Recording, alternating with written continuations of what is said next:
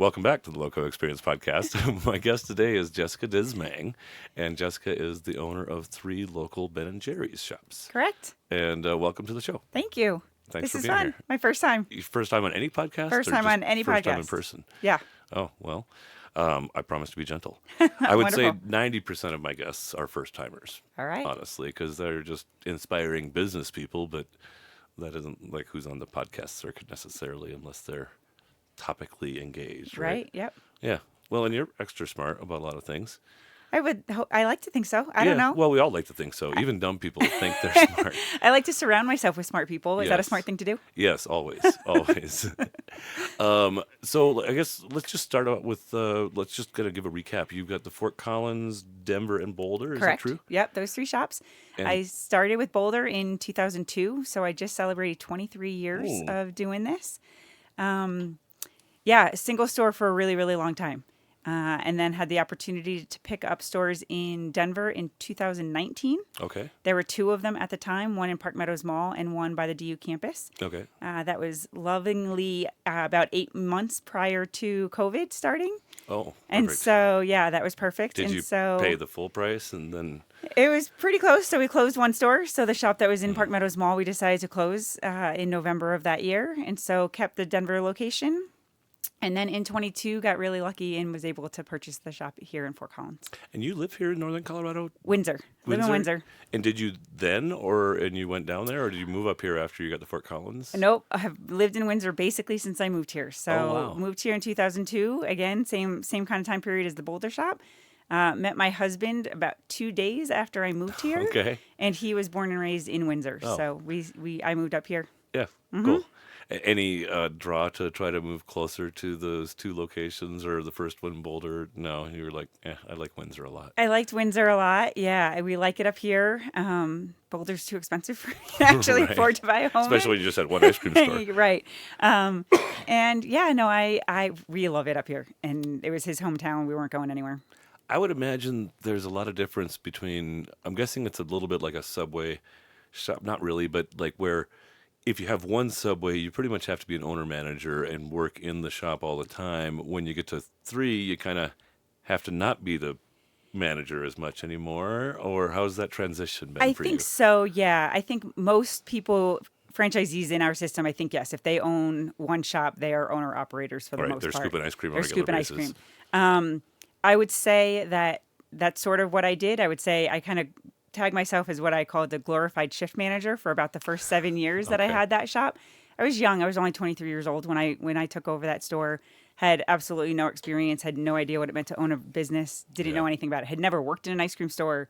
Was basically like, here's an opportunity, jumped at it, and was kind of thrown into it. Yeah.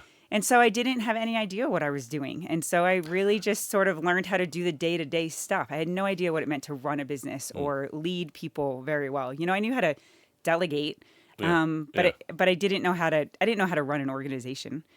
And so it took me a really long time to kind of move out of that. We kind of say getting your head out of a dip case. And so it took me a really long time to do that. Was it all bumping along on your own, or did you start to seek like education, reading books, listening to, well, they weren't even really podcasts at that time. It was right? really bumping along on my own. Yeah. That's a good description of it. I like to tease with LoCo Think Tank. It's nice to learn from other people's mistakes Yes. once in a while instead of just your own. Had I known about LoCo Think Tank, I think it's funny. I was reading, I was engaging with somebody through a LinkedIn post actually just this past week, and they were talking about peer groups.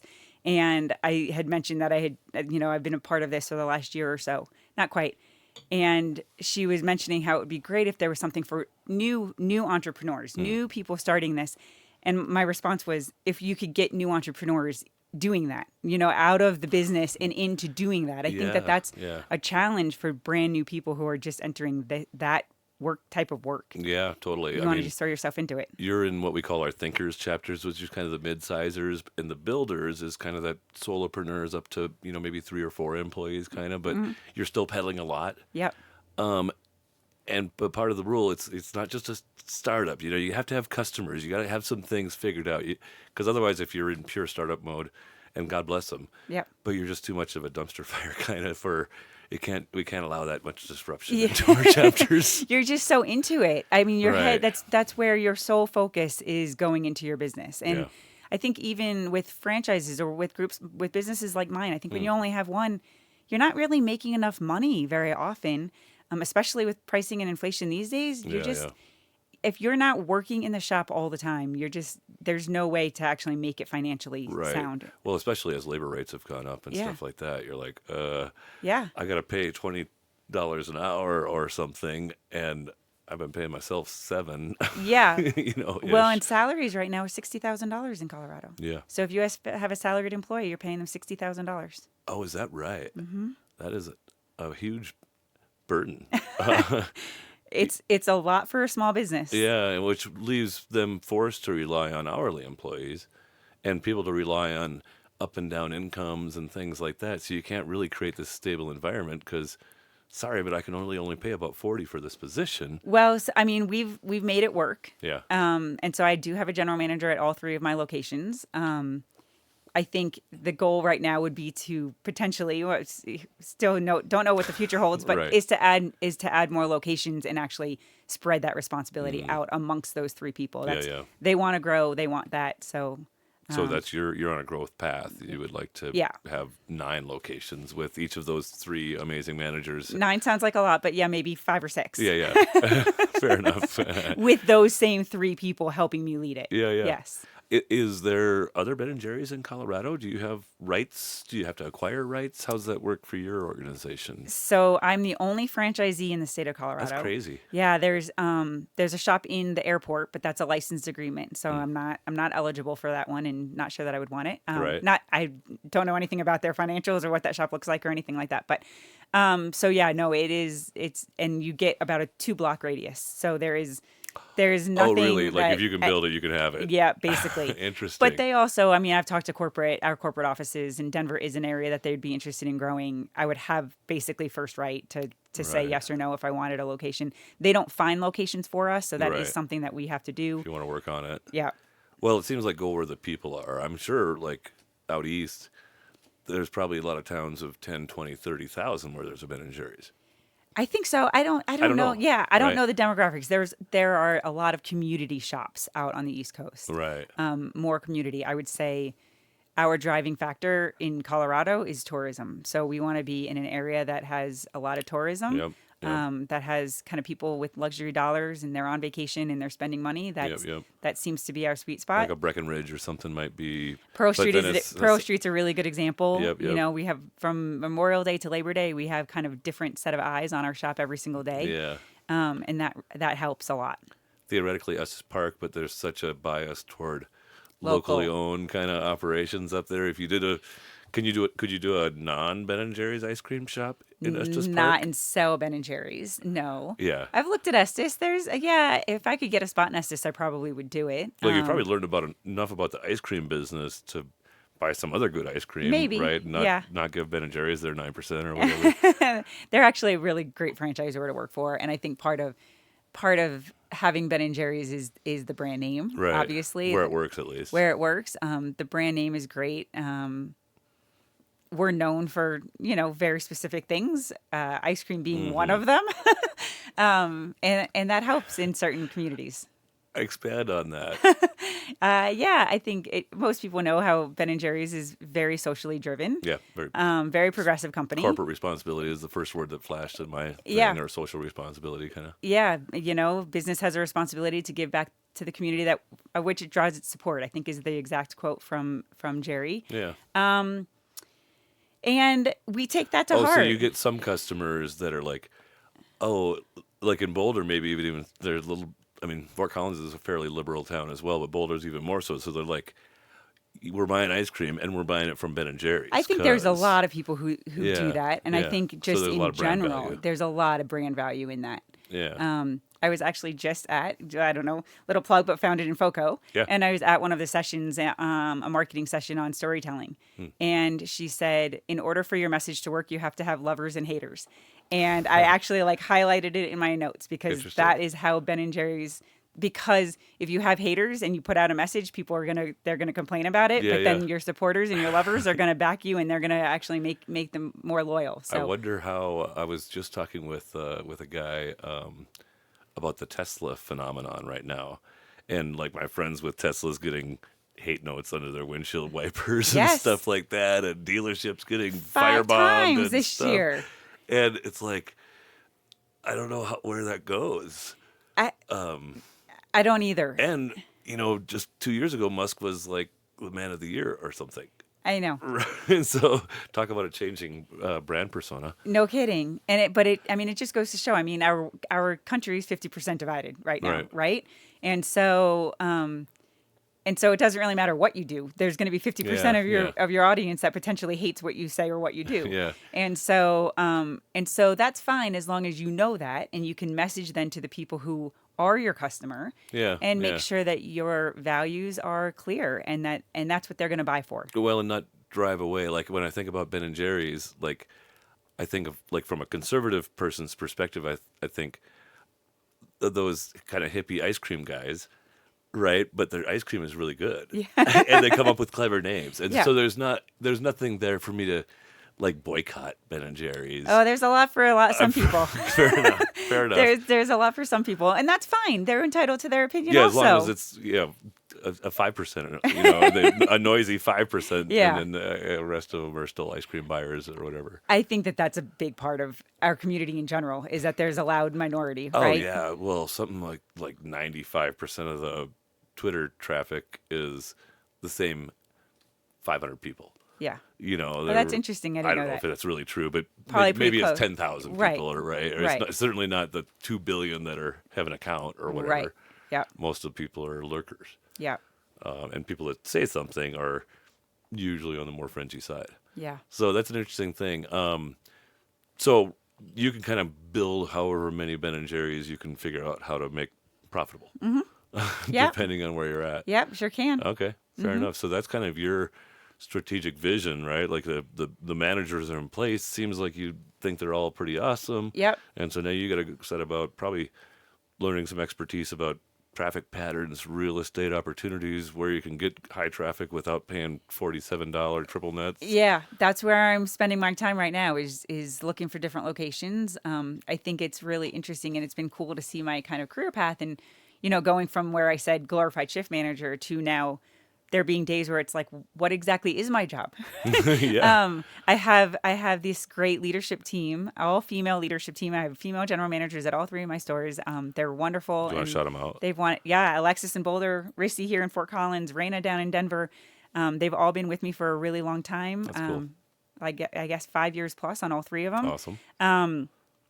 And they want to grow, and they want to be successful within the Ben and Jerry's organization as much as I do. And Yeah. so they're really driving me right now, almost in kind of where we go with this, and sort of the why not us mentality. So Yeah.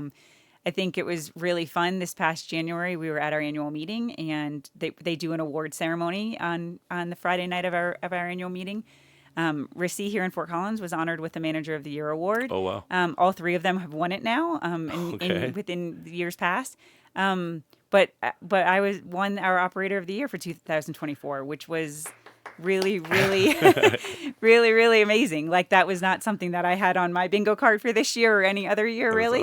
awesome. But it kind of shows that we're doing something right, and we're building something out here that Yeah. that is awesome, and also replicable then, so that we have the processes in place, we have the people in place. We're also working EOS right now a little bit, self-implementing that, and so kind of right people, right seats, Yeah. and 5-year plans and 1-year plans and all of that kind of And stuff. that hasn't turned up any concerns? You love those managers even more? They're in the right spot for you and stuff? I think so. That's Yeah, great. I think so. That's super cool. Yeah. I was thinking to myself as you were unfolding that story, even before you started, actually, I was thinking, I bet her Operator of the Year award acceptance speech mentioned heavily her key team leads. I did not make an acceptance speech, but nope, we just went up and celebrated on stage. But Okay. but I brought them with me. Yeah, that says it. I brought frankly. them with me. Yeah, I would not have walked across that stage by myself. That is for darn sure. That's really cool. Well, congratulations. That's high praise. And how do they criteria that? Is it like there's judges, they can see who's making the most money? Like, how do they know? It's not who's making the most money, because that was not me last year. I don't know, to be quite honest with you. I do know that I have heard that the kind of nomination and the selection process for those awards are kind of a knockdown drag out between field reps and some of the highest Huh. on the leadership team at corporate. Okay. In the end, I think there was only 5 or 6 people throughout the entire company who even knows who wins. And so until they Yeah. announce it Yeah. that night, and so Cool. it's kept a pretty big secret. There's not a huge crowd of people who kind of make that decision. So, Yeah. Yeah. um, I can guarantee you, our field rep, Amy, was a huge part I had in to have been. nominating us and Yeah. in pushing for it, and she's been part of our she's been leading my team in our Colorado area probably for at least the last 5 years. Okay. But she's So been there's with the almost like a organization too for a long time. franchisee support Yeah, role where it's she's helping you figure out how to train and hire better and whatever else. we kind of run it by ourselves out here in Colorado, but yes, that is their role. They are kind of our contact, our liaison to corporate. Yeah. They come out, they do evaluations for us, Yeah. once a year, twice a year if you don't do very well, but so once a year for us for the last several years. Right. And they just make sure that we're in compliance with what we're selling and how we're selling it. Yeah. But they're You do your own valuable. marketing things and stuff. We like do most create of flyers, posters. We do that here. Okay. Yeah, we do all of that locally, and we can kind of create that. We have materials that we can use and Sure. send off and use that. But yeah, I mean, she'll It's come not and as flavorful as the ice creams. no, it's not. But Amy comes out about twice a year, sometimes Yeah. maybe only once a year, and we sit down and have either quarterly meetings. She was at our retreat last year. I started doing retreats with our general managers. Yeah. We've done 3 of them now, so we go to Colorado Springs for 3 or 4 days and really work on the business. Yeah. That's really neat. I'm impressed you spend that much time intentionally working on it, That's And is that for the little solo shop operators and everybody? it's not what I did when I was by myself. Okay. And so I don't know. I don't know what the solo people Yeah. do. I mean, some of them have general managers. I don't know. I think that probably is one of the reasons why we were honored with that award from this past year.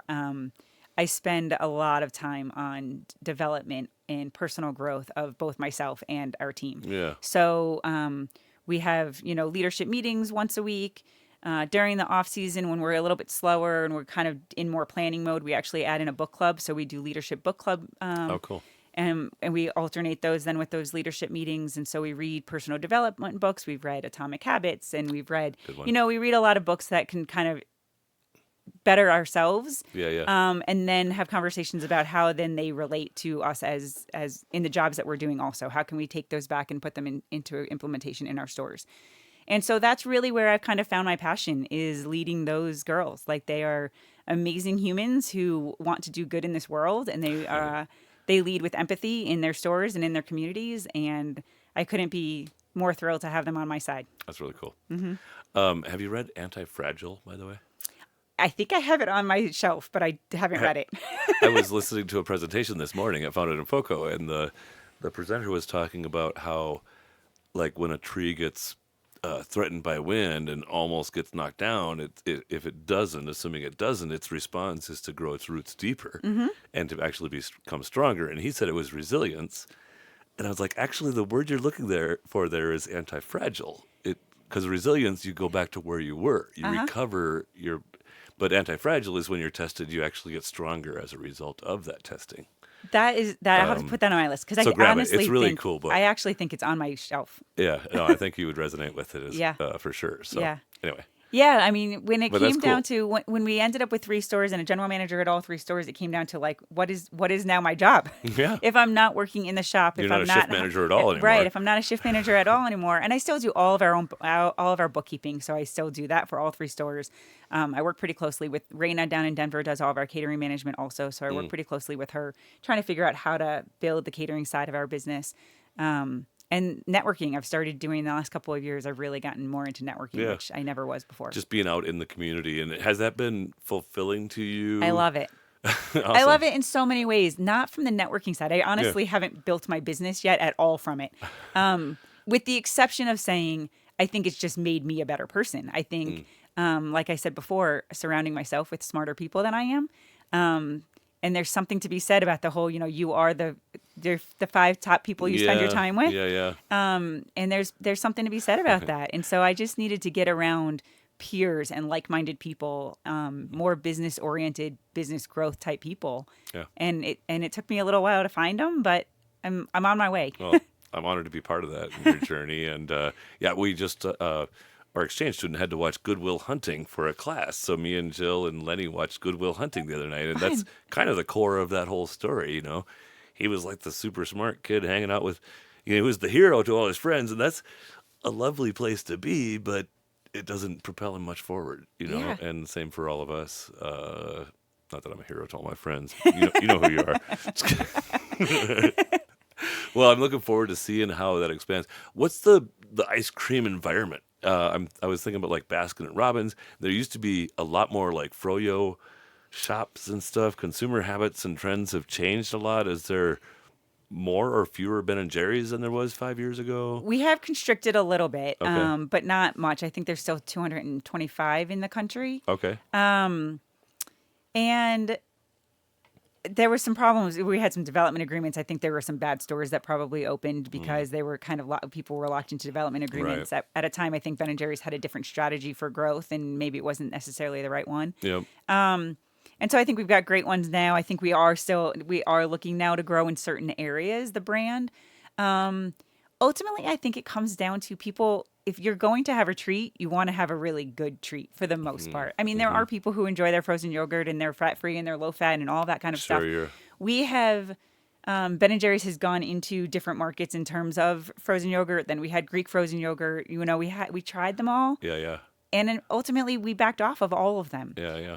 The one that is really sticking in Ben & Jerry's is becoming a really big player in the market. And forgive me for not having all the exact information, but is the non-dairy line. And we have a really, really good non-dairy line. There's a lot of flavors.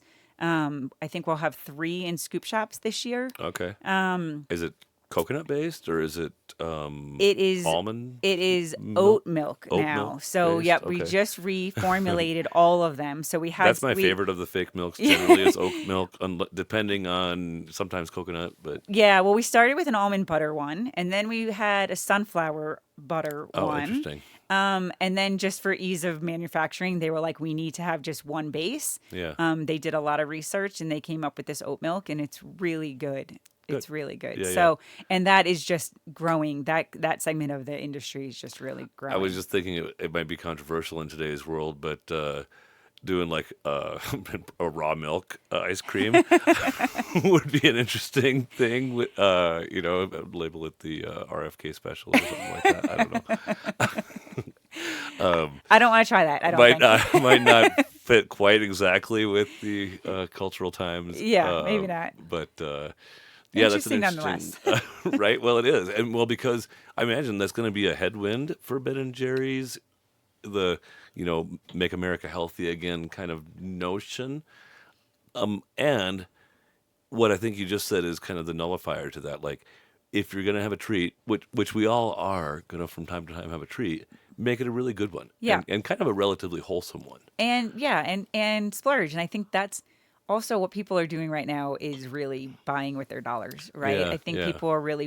are spending their money with companies that they align with Yeah, their values.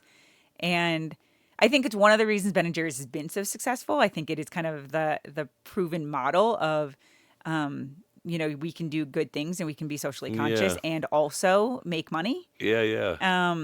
And I think it's kind of been sort of the textbook case for how to do that. Yeah. And Yeah, I yeah. think in today's, I'm kind of excited for our shops for this next year, actually. Kind of recession and inflation aside, Dependent, yes. it will be interesting to see how customers respond to a company like ours that is so outspoken on how they want the world to kind of go. Yeah. Well, I think what's really interesting, not to flash forward to politics, but we've kind of been brushing against it, but like the Bernie Sanders kind of populist movement from the left and the Trump populist movement from the right both have that populist kind of expression. And that's ultimately, like, if you can get the population excited around social responsibility, Yep. and and that's one of the challenges of the current time with the Doge and stuff, and you got all these fake dollars floating around and all this seeming graft of sorts, NGOs founded by senators' sister-in-laws that get Yep. huge grants a year after they were founded and stuff like that. It's Yep. like, okay, but that's not socially responsible either. No. right? And having a government that spends random things in random places all the time is not socially responsible. No, nor ethical, right? I mean, Right, right. I think that that's the hard part about where we're at as a society right now. It's like, it seems like at least 90% of the people agree on where we want to be and what is actually 100%. the right end goal. But for some reason, there's this disconnect on how we get there. Yeah. And like, man, if you could be a fly on the wall for whoever can figure out how to bridge that gap right now, would be wonderful. The scene might be set a little bit, and maybe, you can hate me if you want to about Trump, but he is probably the singular figure that could confront the Republican side of the uniparty and the apparatus and beat it, and then kind of come back around, get thrown all kinds of stuff at him. And now basically he made the Democratic Party self-destruct itself by being only focused on Orange Man Bad for Yeah, a while. I mean, it feels like both parties have self-destructed, to be Kind honest. of. I Yeah, mean, so it they're just both kind of in a state of upheaval. upheaval. And so, but maybe we're better as a society to have, at least we should have two organized sides now that we don't even know. Yeah, I know. It does feel like both sides are definitely unified in their sides. Kind of. I don't know. But it doesn't make logical sense where it's ordered in some ways now. No, it doesn't. And what doesn't Like make the logical Democrats sense? were always the people who were concerned about corporate responsibility and different things like that a while back. Yeah. Now they're not. Yeah. The War Party has shifted from the Republicans to I guess just a few of the Republicans and the Democrats now. Who knows? Who knows? I mean, that's part of the problem. Is can you trust what anybody's saying anymore? No. So That's the biggest problem. that's the biggest problem, Anyway, right? And I so digress. I mean, I don't. But being a brand that stands for something and stands for people Yeah. and good causes and Empathy and compassion and just like equality, right? Like Yeah, it's not a hard thing to. It Yeah, doesn't yeah. seem like a hard thing to be to be for. Does a sharp young man have a chance of progressing in your female Of dominated course, leadership team? yes, of course. That sort Okay. of just happened by accident, but of course, like we did have a gentleman assistant manager for a little while at one of the shops, and yeah, we're not. You're not that bad. No, I'm teasing a little bit. No. I've worked in, well, it is a different power structure, but at the start of my career, I worked in banking. And like at my second job in Worthington, Minnesota, it was me and the bank president and one other dude and 27 ladies, but all the high paid people, maybe it was four dudes, I think, but all the high paid people were the dudes and all the low paid people were the ladies. Yep. And I don't know, I don't know. It was over time, I really enjoyed seeing banking develop into a more par industry. And it was definitely progressing as I got there. And even when I started my career, the lady bankers were like, "Kurt, you're such not a misogynist. Like, how did you get into this industry?"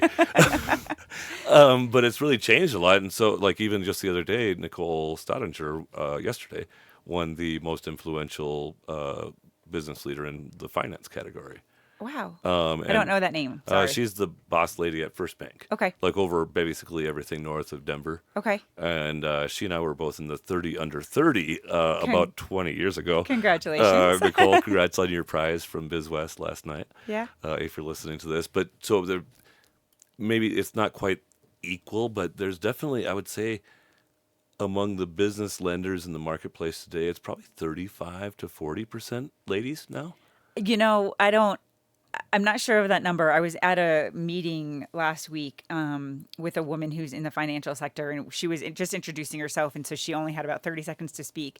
And if I heard her correctly, I believe she said that about $35 trillion in wealth is going to be changing hands to females in Yeah. the next decade. Yes. They will become the most wealthy segment of people For sure. on the planet. Yeah. In the next decade. So that's, I mean, It's significant, but I'm not sure it's relevant because I think that women have been making most of the buying decisions for a long time anyway, at least from Possibly. the consumer economy standpoint. possibly, yeah. But So- now they have the money to actually make that. And yeah, are they going to put it into stocks or are they going to buy bitcoins? Right. That's a big Who question knows? mark for the stock market because, 10 years ago, like there wasn't any place for the stock market to go but up because all these retirees were dumping their assets and the baby boomers were coming to be that age. Yeah. And now it's like, okay, well, Well, do you put your money? Well, yeah, and not just from the females, but from the millennials who are starting to come up, right? For sure. Are they just kind of taking their money and hoarding their money and going to like travel the world, or Right. what are Right. they going to do with it? Right. Well, and because it wasn't that long ago, five or maybe call it 15 years ago, maybe 6 months' salary could give you a down payment for a house. Not anymore. Now it's like a year and a half Yeah. or something of one person's normal salary, and you got a good down payment. Right. And so it's untenable. And so I guess I might as well screw around and travel the world. It's going to be such an interesting combination of forces as money, like what money is. And we got the reserve currency here in the United States, and Bitcoin and gold is up over $3,000 an ounce now, I think, right? I don't know. It's That's pretty crazy. high. It's pretty high. Yeah. And so, like, what is money? Right. Right. Especially with, the whole Bitcoin and crypto, like, I don't understand it all. So I don't either. I can't even. But you basically go get it with energy. You have got to mine it. You got to like run computers. It's basically just like gold mining. Yeah. But with gold mining, you dig it out of the dirt. You have something physical. Yeah, you have a physical thing. Yeah. But with Bitcoin, you have your computer go dig it out of the ethos. Yeah. No, I don't. And so we have all these data centers and like things and spinning just so people can go dig Bitcoins out of the imaginary universe. So Right. that doesn't make a lot of sense for me either. Yeah. It doesn't compute in my head. I digress. So you've got kind of maybe a 5-year plan to get up to 4, then 5, then 6 stores, kind of. Is that a Yeah, fair? our 5-year plan is to have 5 stores and a thriving catering business. That's the plan for 5 years from this past December. Catering being ice cream catering? Yep. Okay. Yeah, so You're not going to make hot dogs or Nope. do anything else. But Nope, ice cream catering. So yeah, we go to your place and scoop cups and cones. We have Sunday parties, deluxe Sunday parties. We bring cookies and brownies. Oh, I might want to hire you for April 24th at the Hutch Home Co. Okay. The former Bean Cycle. Yeah. It's one of our members in Next Level, and we're going to do a LoCo social. Awesome. And so it seems like we might as well have some ice cream since you're like literally 100 yards away from his location. Awesome. That sounds great. I'll even walk over and carry it over with you. Yeah. No, it's So, yeah. easy peasy. We've done events from 5 to over 3,000 so far, and Okay. we could do more than that. So yeah, we're excited about building that business. Okay, cool.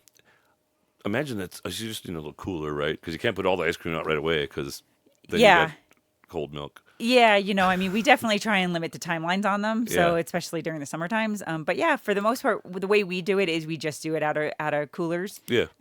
Put some more ice creams up. And when they start getting low, you put some more up. There's some shops that do they bring kind of a much bigger setup, and they have either trailers. A lot of stores do trailers or vans, and so they do it outside.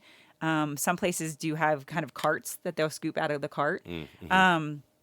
We try and keep it as simple as possible. Yeah, it allows us also to get into more places, right? We can be inside, we can be outside, and it just seems a little bit easier. Yeah. Why not? Yeah. I love it. Okay. Well, I will. You got a gig already. All right. Just Sounds right here. good. Oh, and well, should we talk about while we're thinking about it right now the National Free Ice Cream Scoop Day or whatever is Free coming up? Cone Day. Yeah. So Free Cone Day is on Tuesday, April 8th. Yep. This is an annual thing. They've been doing it since 1979. We missed 2020 and 2021 from COVID, and then from a supply standpoint in 21. Okay. And so just couldn't get enough ice cream cones kind of thing. ice cream cones, everything. Everything. Like it was just still kind of a.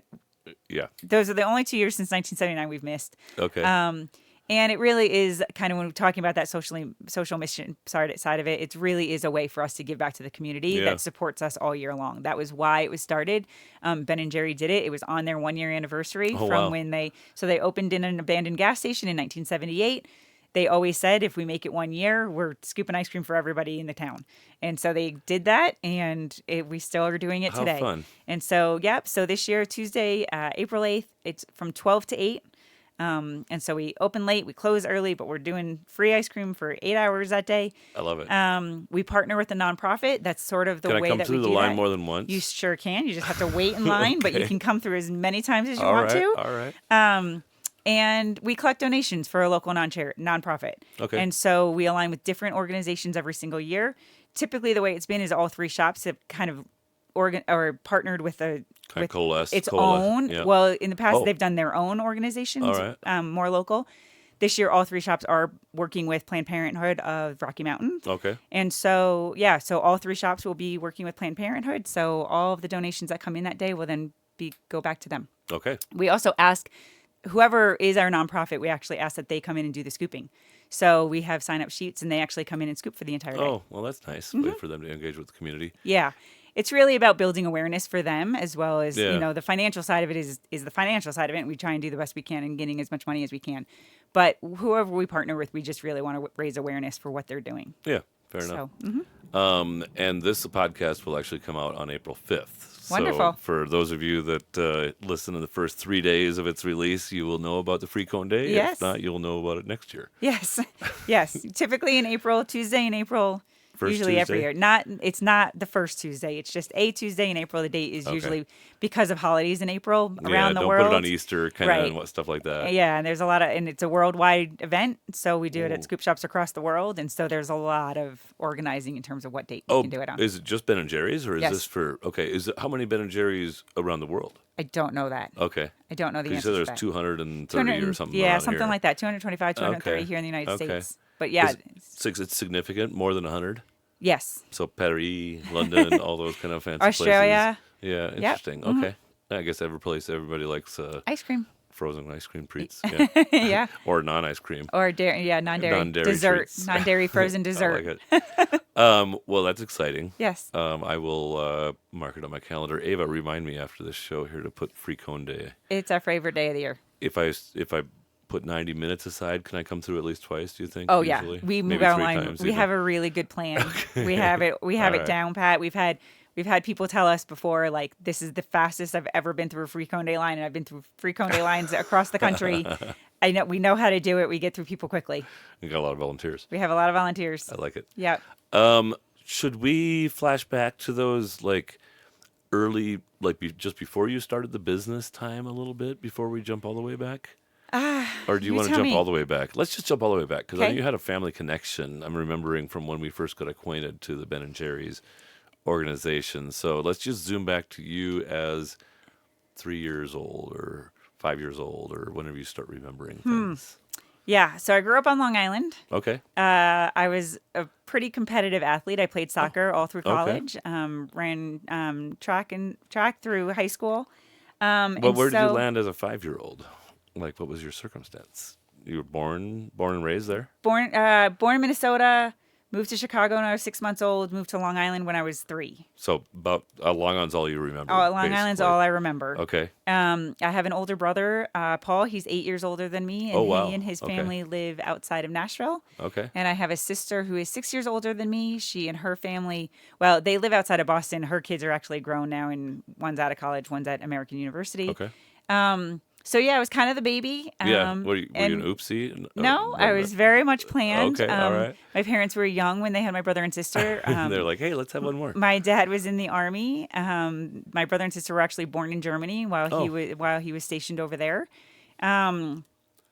And so I think that once they kind of moved home and got settled with a real They were settled with from a there, real he was job. From there. Yeah. They decided, they wanted to do it without all of this chaos of war and army and all of Sure, that stuff. So sure. I mean, and having a little bit more time on their hands too, or not time on their hands, but age wise.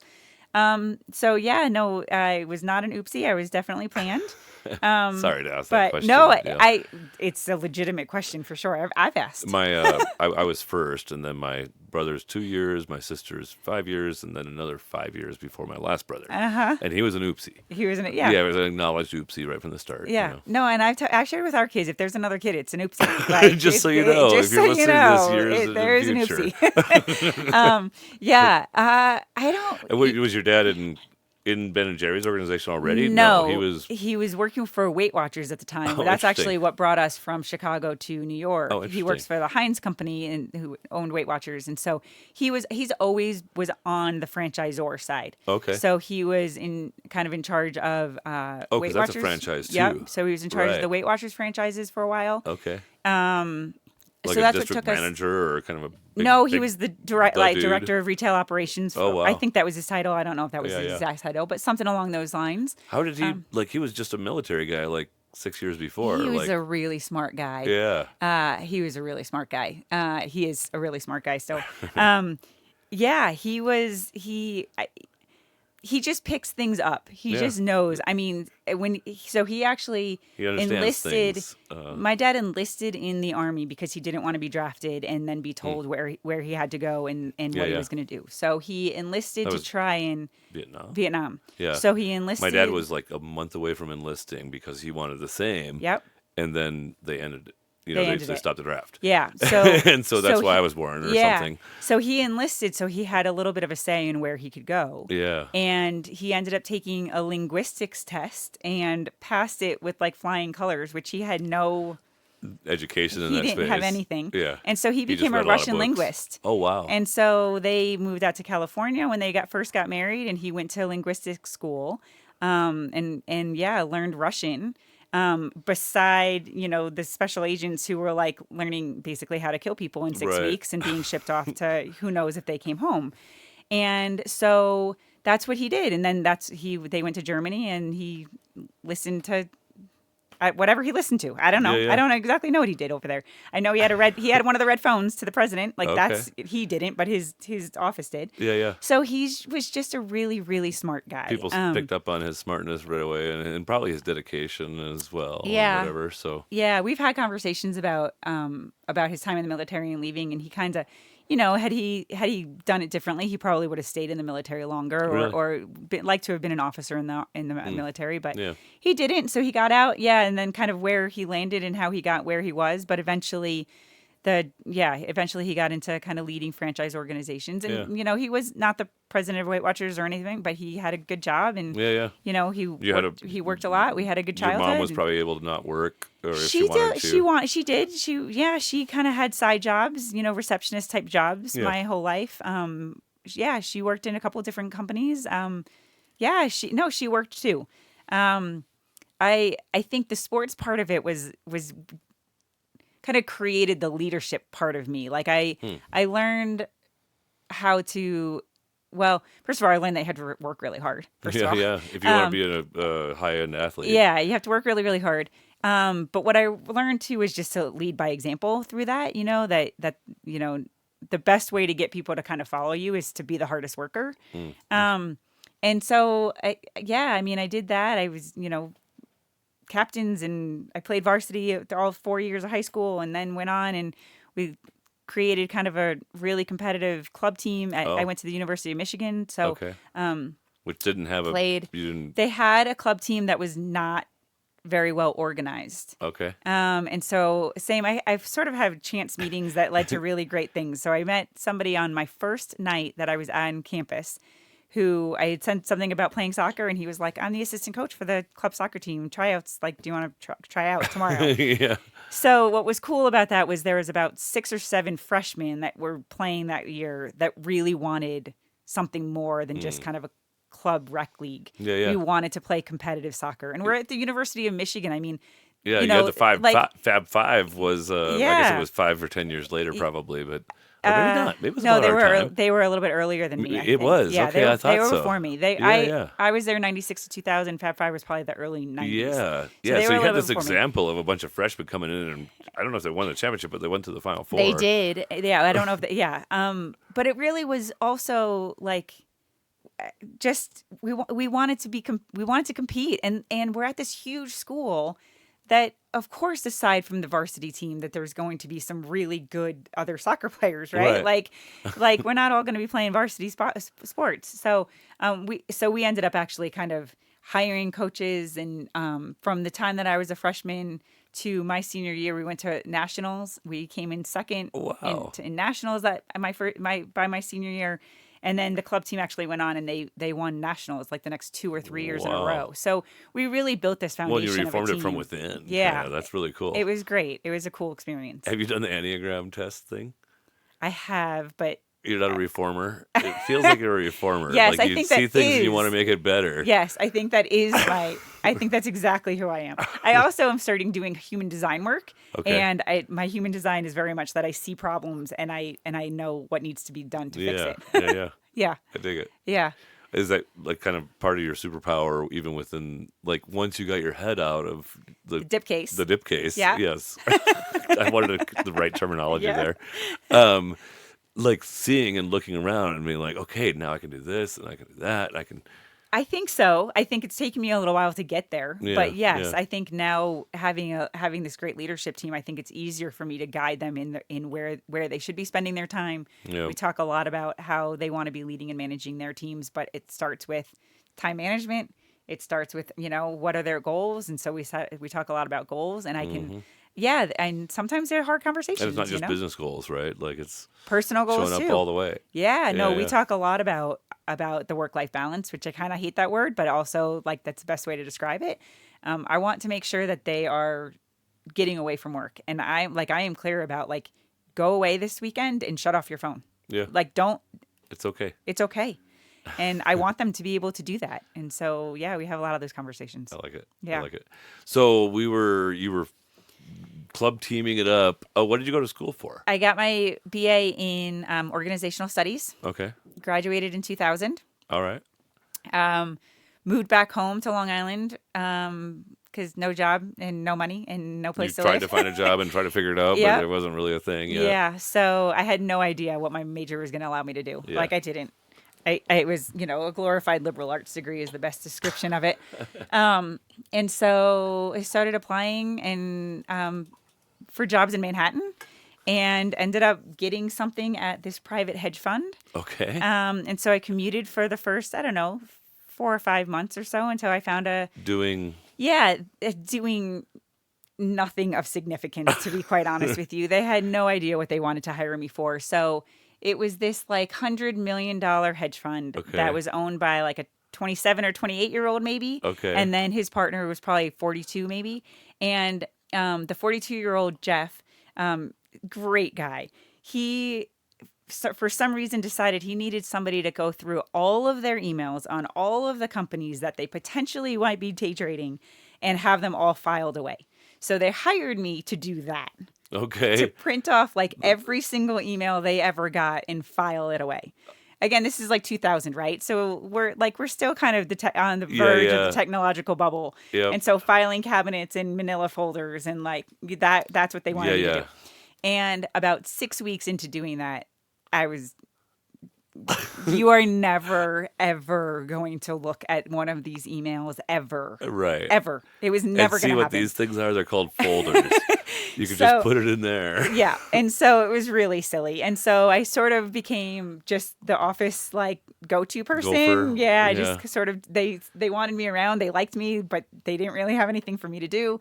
And so it sort of kind of evolved into different things. And so finally the back office person, You're like, why did you get that job? I will tell you why. I got that I mean, job. you're really pretty still, but they just want a pretty girl in the office. I kinda? got that job because Jeff saw on my resume. Okay. Again, and remember, I was 21 or 22 years old. Right. I was brand new. Like I had jobs. I had worked since I was in high school, but nothing of significance. I had done a dance marathon at the University of Michigan where it was a fundraiser for 36 hours. Okay. Where no sleep and no sitting down and no whatever. You danced for 36 hours? I mean, I was on my feet for 36 hours. Wow. And Jeff thought that was the coolest thing he Yeah. had ever heard in his entire life. I love it. And so literally out of the entire interview, that was what he picked out. And he was like, you're hired Tell me because more. that's the coolest thing.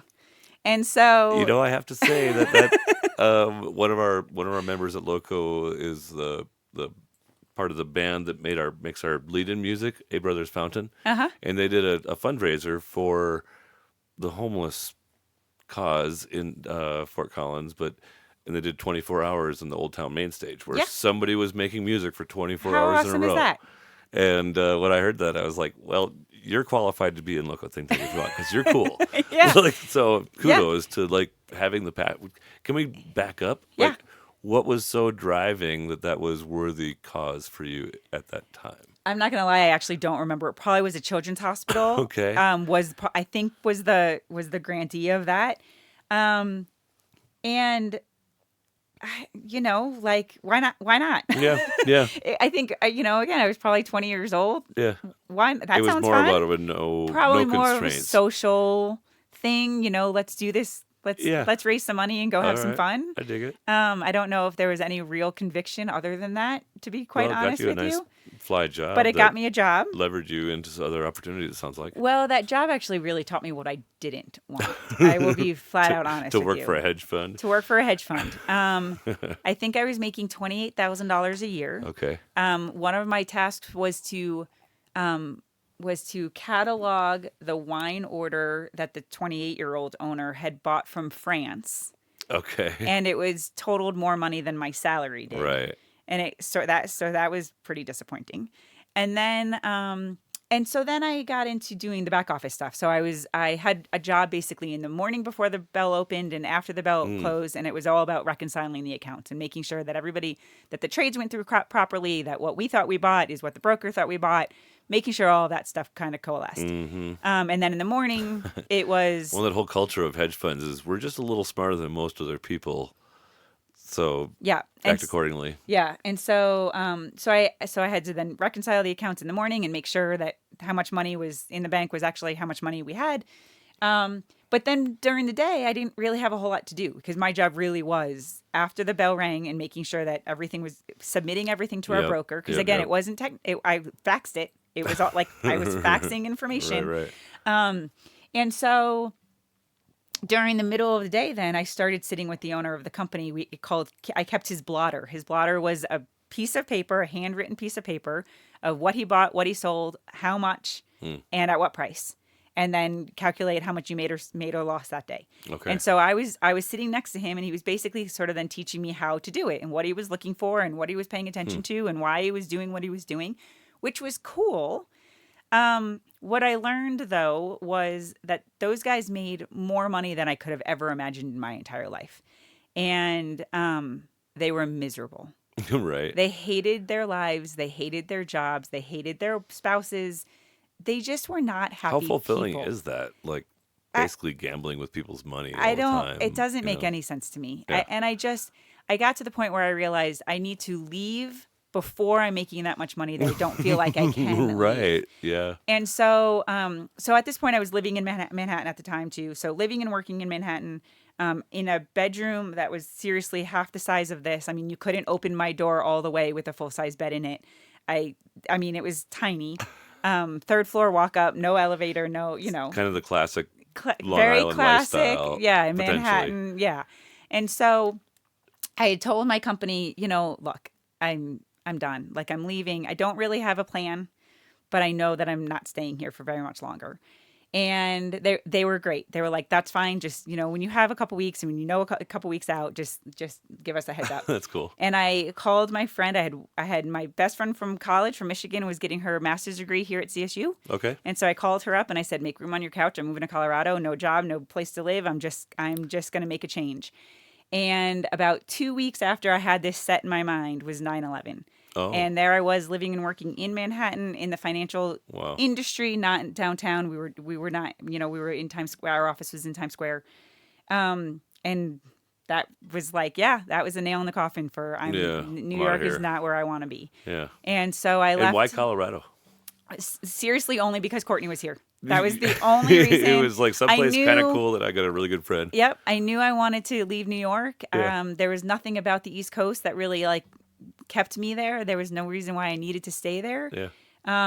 When I was in college, I was thinking I wanted to go to San Francisco, but same thing. Like I couldn't get a job without having a place to live, and I couldn't have a place to live without Right. getting a job. That's Well, how I you ended can't up back at live home. in San Francisco without a bunch of money. Yeah. Especially these days, but even back then. Yeah, that was even back then, and so that's how I ended up back home. And so I knew I wanted to go somewhere. I mean, even I was living in New York, went to Michigan for college.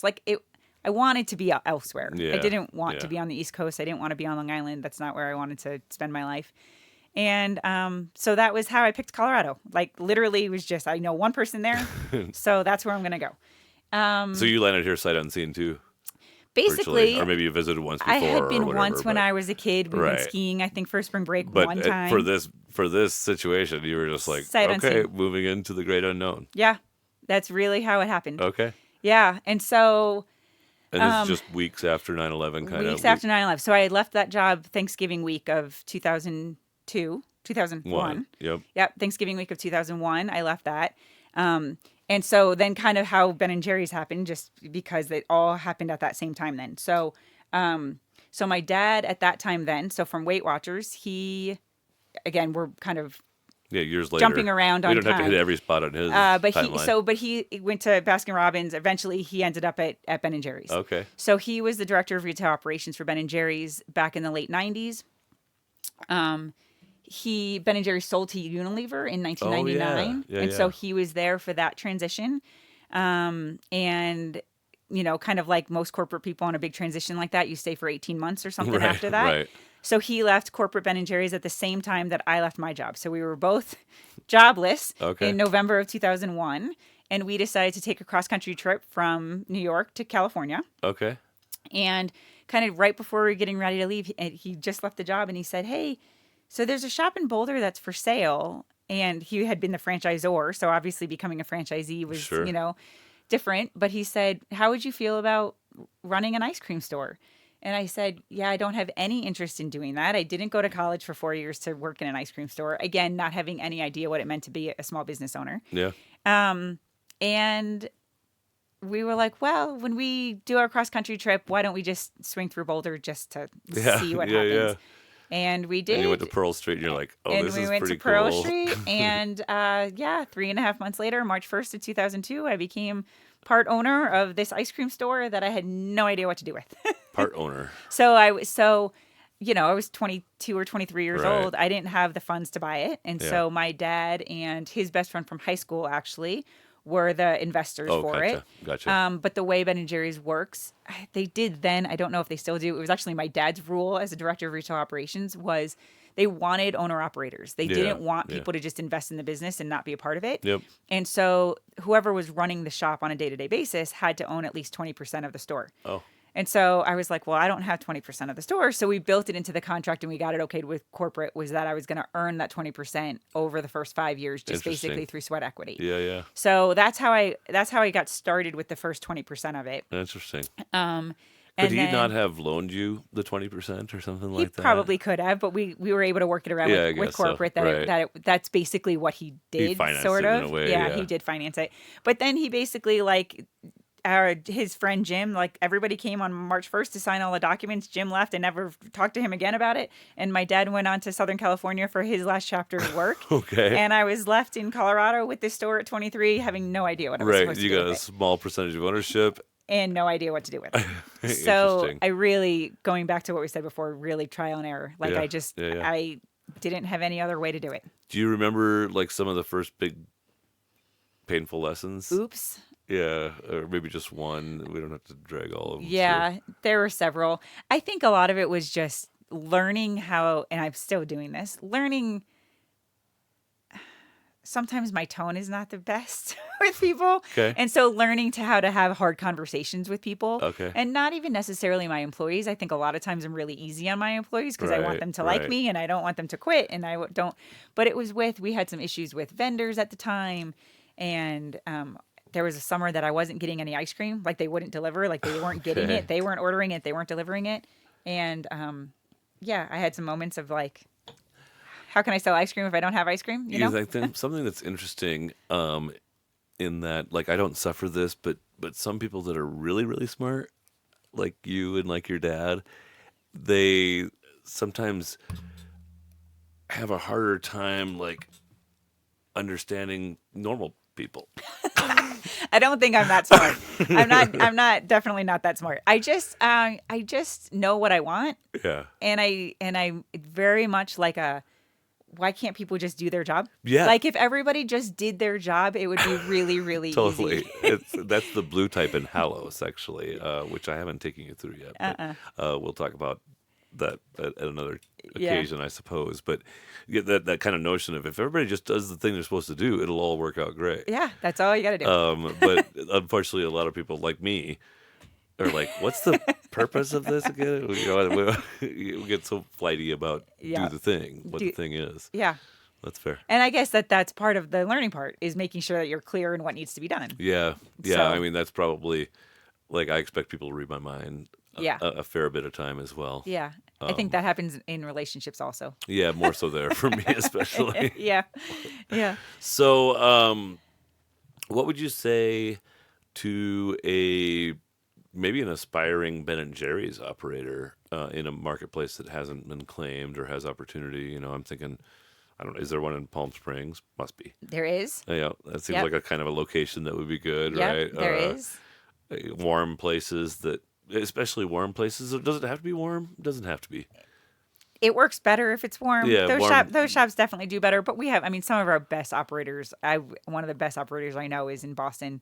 Right. So It's never warm in Boston, hardly. yeah, Not actually. yeah. I mean, so it's a matter of really building your business. I mean, it comes down to really having a 100-day war in those. That's what we call it, 100-day war. Okay. Not to minimize war, but yeah, like Memorial Day to Labor Day, like Yeah. you have to maximize as much as you possibly can Yep. during that time period. Yep. And like, do you make money some of the other months too? No. Not really. Like you're hoping to stay. Yeah, it is all Flat. about cash management Yep. from Gotcha. September, well, October. So you're like at the low point of the cycle a little bit right now. Oh yeah, it's like every day I'm watching my bank account Remember to to sell catering. make sure that there's enough money for payroll next week. Yeah. That's Yeah. that's how this time of year definitely goes. And by end of May, you're like feeling a little better. Yeah. By the end of June, you're like, oh yeah, we're feeling froggy, but you got to remember. Yep. In September, goes it's like, down. how is all of this money going to be gone again? Right out. Yeah.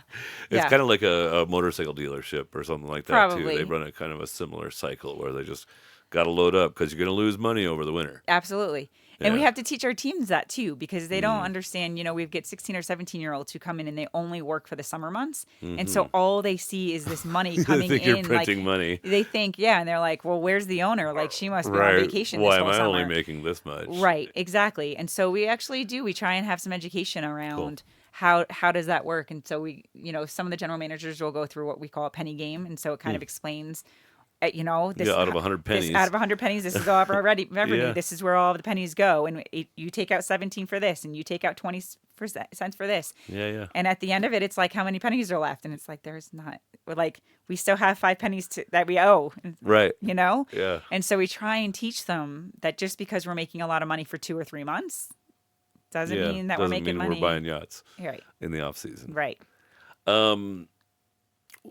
So yeah, sorry, I kind of got sidetracked a little bit, but so for that operator, I guess that's part of the game, Yeah. right? It's just recognizing it's got to be a high season and cash management. Seasonality.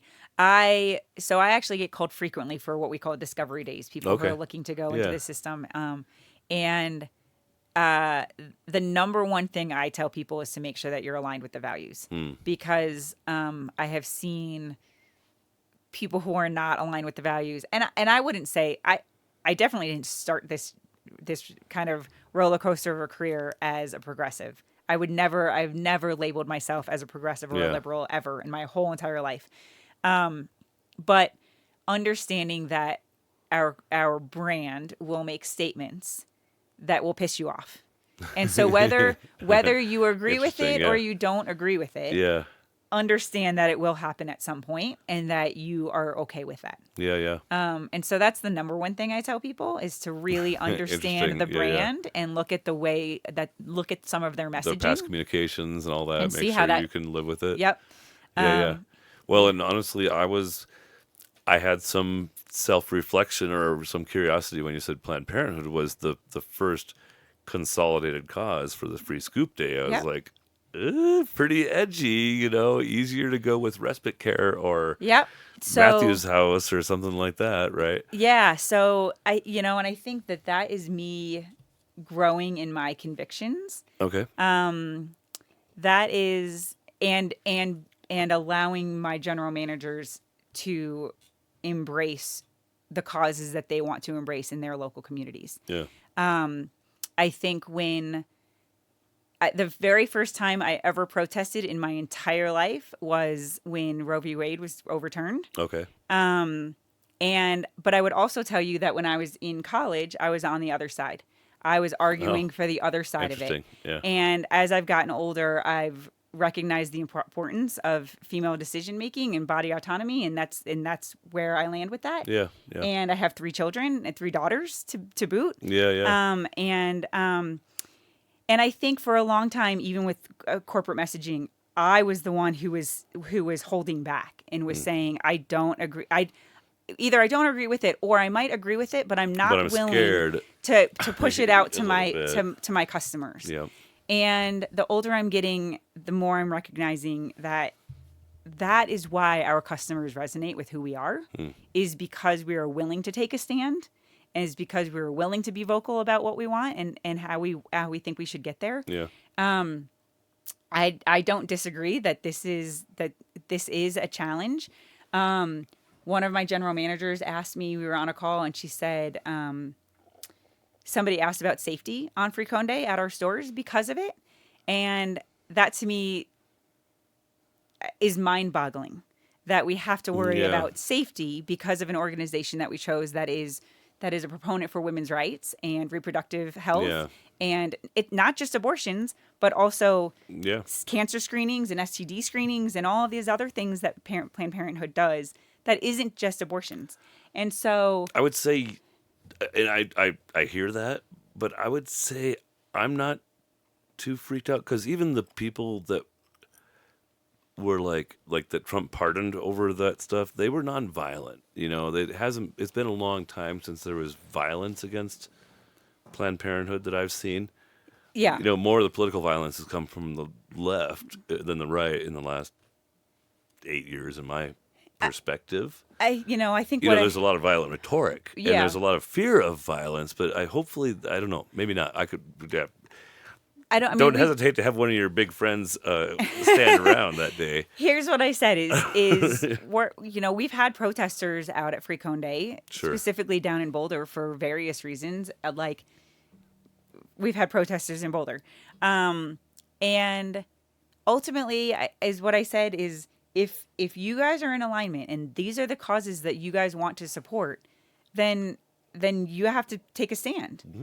And does that put a target on our back? Possibly, whether it's violent or not violent. Yeah, it still is going Certainly, to there could draw be attention. some number of people that won't buy ice cream there anymore. Exactly. Right. It could draw attention to us. Your and church our group values. catering might go down, Maybe. or won't go up. Yeah. Maybe. Right. There's risk there. Yeah. But I appreciate your boldness. Yeah. If nothing else. Yeah. And your embrace of what your team wants to do too. Yeah. I suppose. Yeah. So, Godspeed. That's sort of where I'm landing now. Yeah, Is that we have to lean into who we are, because otherwise it's just kind of fake and inauthentic. Yeah. Yeah. No, I mean, that's there are, or I like to say, confront the dragon. Everybody in all their lives is better served confronting the dragon and approaching the things that they're scared of. Yep.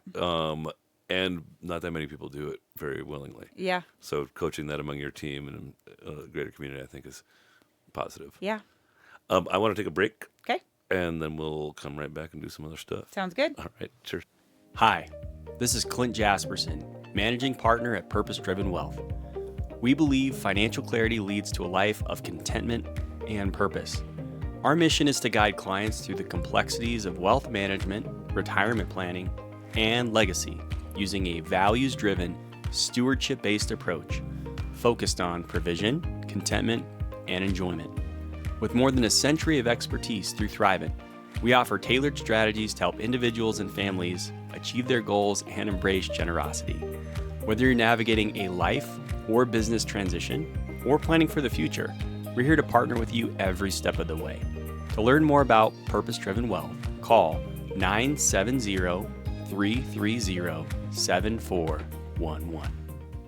So, yeah, I'm gonna. Oh, yeah, we pretty much did the whole time machine thing. So I'm gonna roll this. We kind of got the advice to somebody that might want to do a new Ben and Jerry's, but I think I want to go back to a young person that's just out of college trying to figure it out, and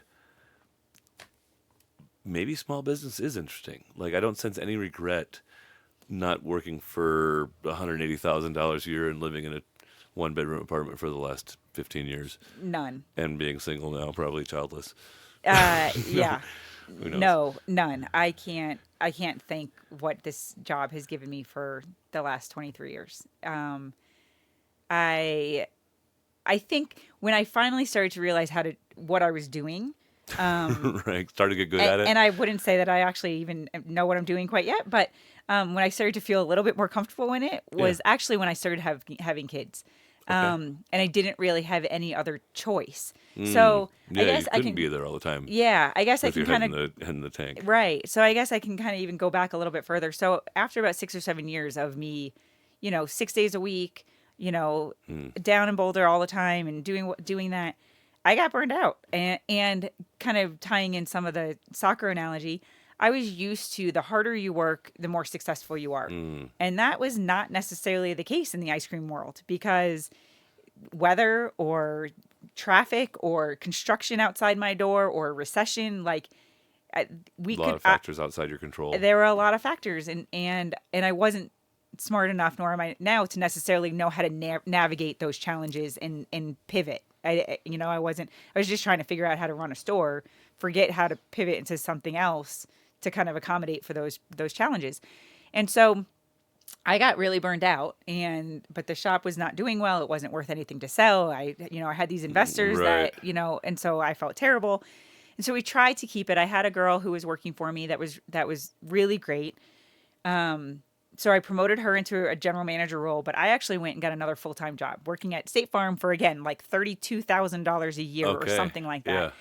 that. And you're married But with littles I at this was time? Or married. no littles yet? No littles yet. No littles yet, but we were married. Okay. And but that was a giant colossal failure because I did it so wrong. I took this girl who Yeah. was no a really idea. good employee, Sure. but had no idea how to be a general manager. And I didn't train her. I didn't teach her. I didn't guide her. I just was like, here, run the store. And I like taught her how to make a schedule and stuff, right? Like, and here, this is how you place some orders for ice cream. Right. I didn't know. I didn't teach her anything. And so it was no wonder that it was a giant failure. And so about 6 months after that, we decided to part ways. Mutually, like I didn't fire her. She didn't quit. Both of us were Yeah. like, this just isn't working. Yeah. And I said, and before I kind of made that decision, I said, we either have to sell it or I have to recommit myself to being in the shop full time. And so I said, you know what? That's what I'll do. I'll go back in and I'll try and like build this business back up to what it should be. And then eventually maybe sell it and go do something else. Well, about 2 weeks after I made that decision and Jody left, I found out I was pregnant with our first kid.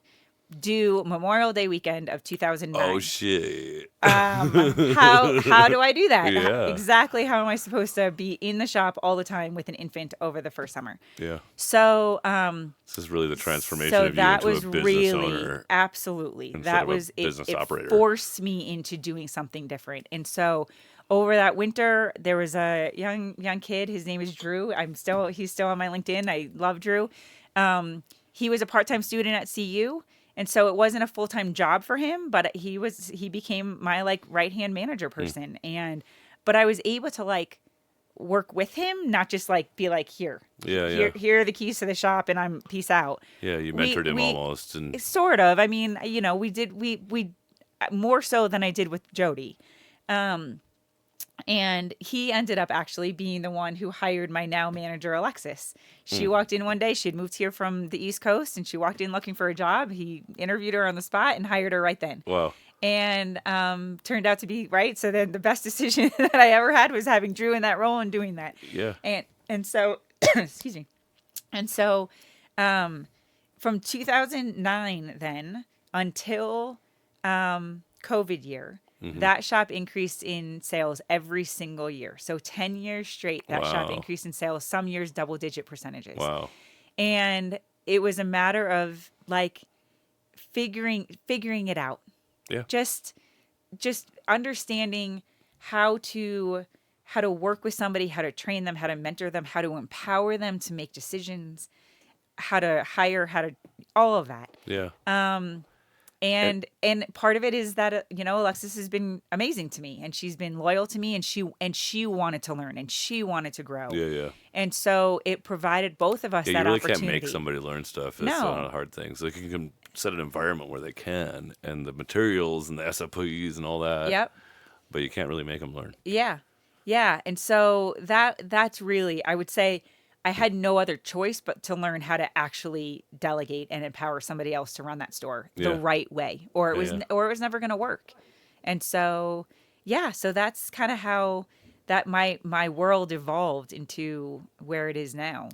Now, like, no remorse. Like, if you could have made $200,000 a year for the last 20 years working in Manhattan, and No, not working in Manhattan. yeah, Sometimes I wonder, had I not gotten the store and I just moved to Colorado, still in Colorado, got some corporate and got some thing, corporate whatever. job, where would I be? Yeah, Sure, there's always curiosity of what could have been. yeah, But ultimately, I also know that this job gave me the flexibility to also, be with my children more frequently, Sure. when they were young. yeah, yeah. And I can still, to this day, like if I need to be at something at school in the middle of the day, chances are I can do what I can to be there. Yeah. Yeah. Well, and having had a mother that became an entrepreneur, like maybe the girls will, maybe they won't, but that is to me, historically, it's such an empowering thing to people. Whether they go into academia or corporate or other things, that kind of grit that comes from figuring it out. Figuring it out. And Yeah. yeah. And, I mean, I have two teenage girls right now, so I'm not the coolest person on the planet to them Yeah. right now. But I hope that we're teaching them some good life skills Yeah, yeah. for the way that we're running our lives and our businesses. And my oldest has worked in the Fort Collins shop the last 2 summers. Okay. Just very part time, but just to kind of get her feet wet. She's realizing now, as she's about to get her driver's license, she's realizing like, oh, it's 25 minutes away and that's going to be expensive in gas. Right. So she kind of wants to try something different and get a job closer to home. And Yeah, go try that too. I want her to see, how other businesses are run and how other leaders lead. And I want her to have a different experience than working Totally. for. And I was very clear that when she came to this shop, like, I am not your boss. Rissy is your boss. Right. And you will go through all the same training programs as everybody else and held to the same expectations as everybody else. You don't come to me. You go Right. to Rissy and Yep. vice versa.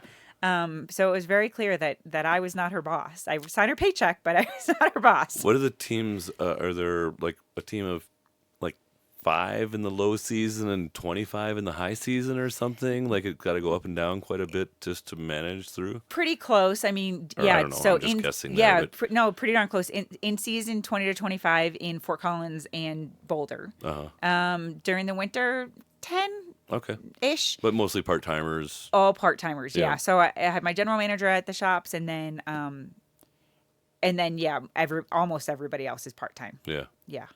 Yep. Makes sense. I And mean, Denver's less. 5 during the winter little and maybe smaller 10. operation. It's quite a bit smaller. and the Boulder one is right on Pearl Street, right? So the Denver one is on the campus or near the campus Near at DU? campus. It's right on the corner of Evans and University next to Okay. Pete's Cafe. But just a Kitchen. little smaller Smaller space, footprint. Smaller footprint. Yeah, smaller sales, smaller. It's just foot traffic is not there.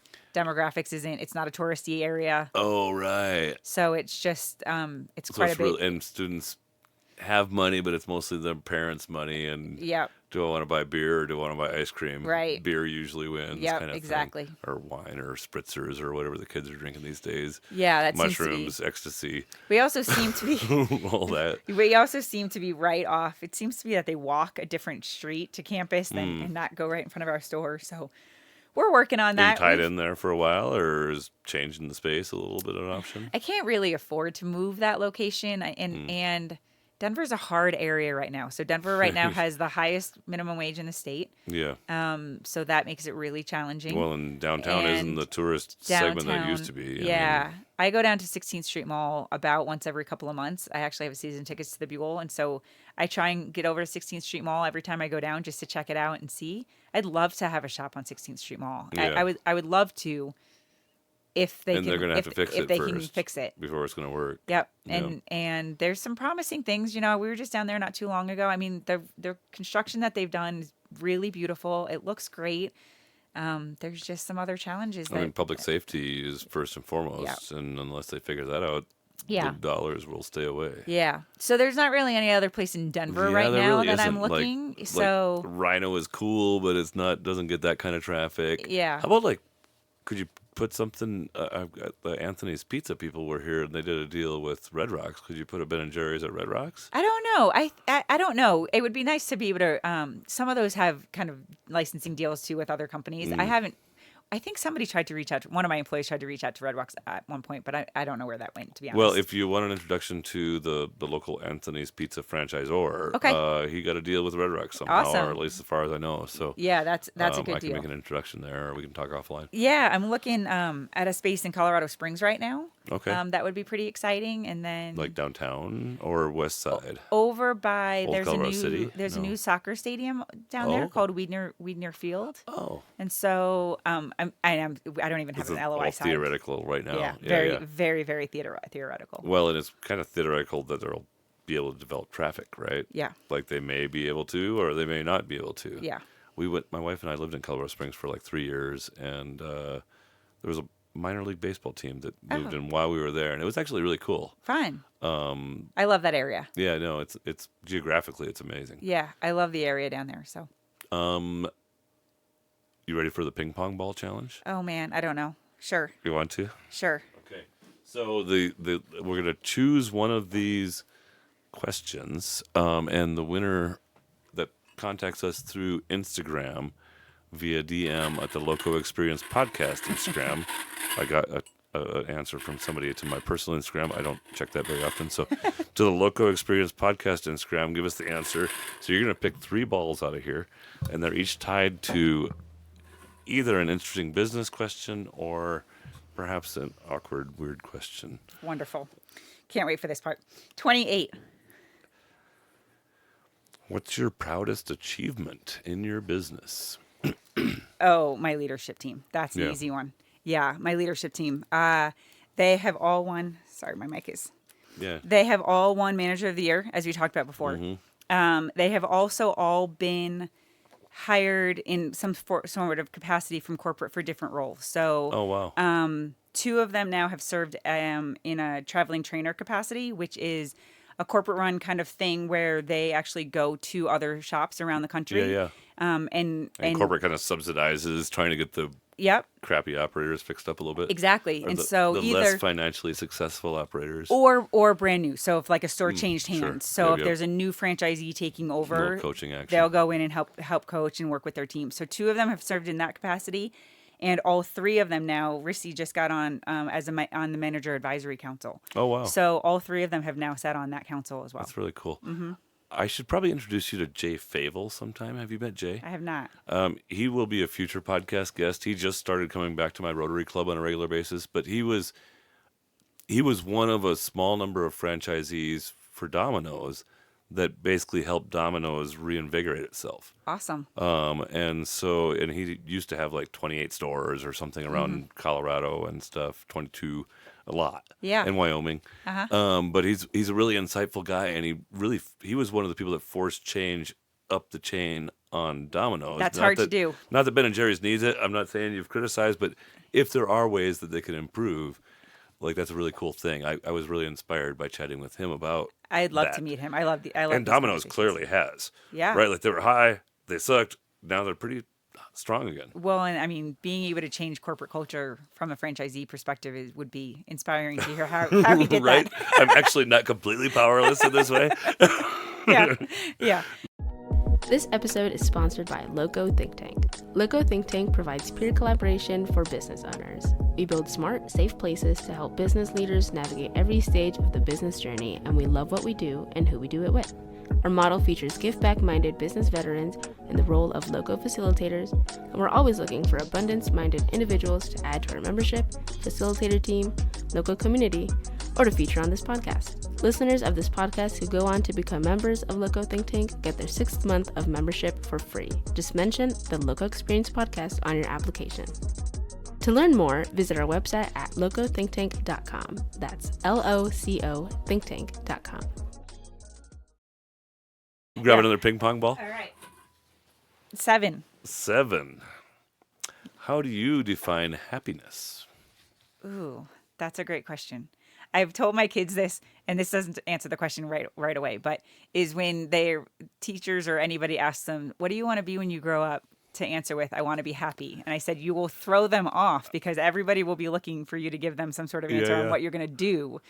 I like that answer. Actually, it reminds me of the first time I went to Aspen and went for a hike. There was an amazing, probably local Aspen lady there wearing a T-shirt that said, "Happiness is the new rich," Oh, I or love that. "Happy is the new rich." Yeah.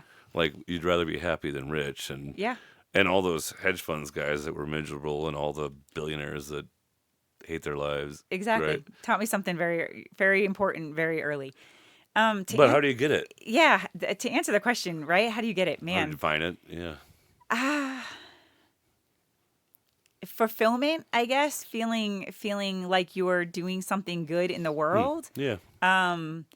right? And both raising children and sort of raising a leadership team. I guess I Sure. guess I can find that As you happiness develop people, in both right? There's in nothing both ways. more grand in some ways. Yeah, engaging with community and connection. I think that's really important, which I haven't really always done before. And I will be fully transparent, but I'm working with a business coach now, and sort of my word for the year is joy, because I had lost it. I think that there's a lot of times where we get so caught up in financial stressors and family stressors and business yeah. stressors, and that sometimes it's hard to kind of see where that happiness and joy comes Yeah, from, yeah.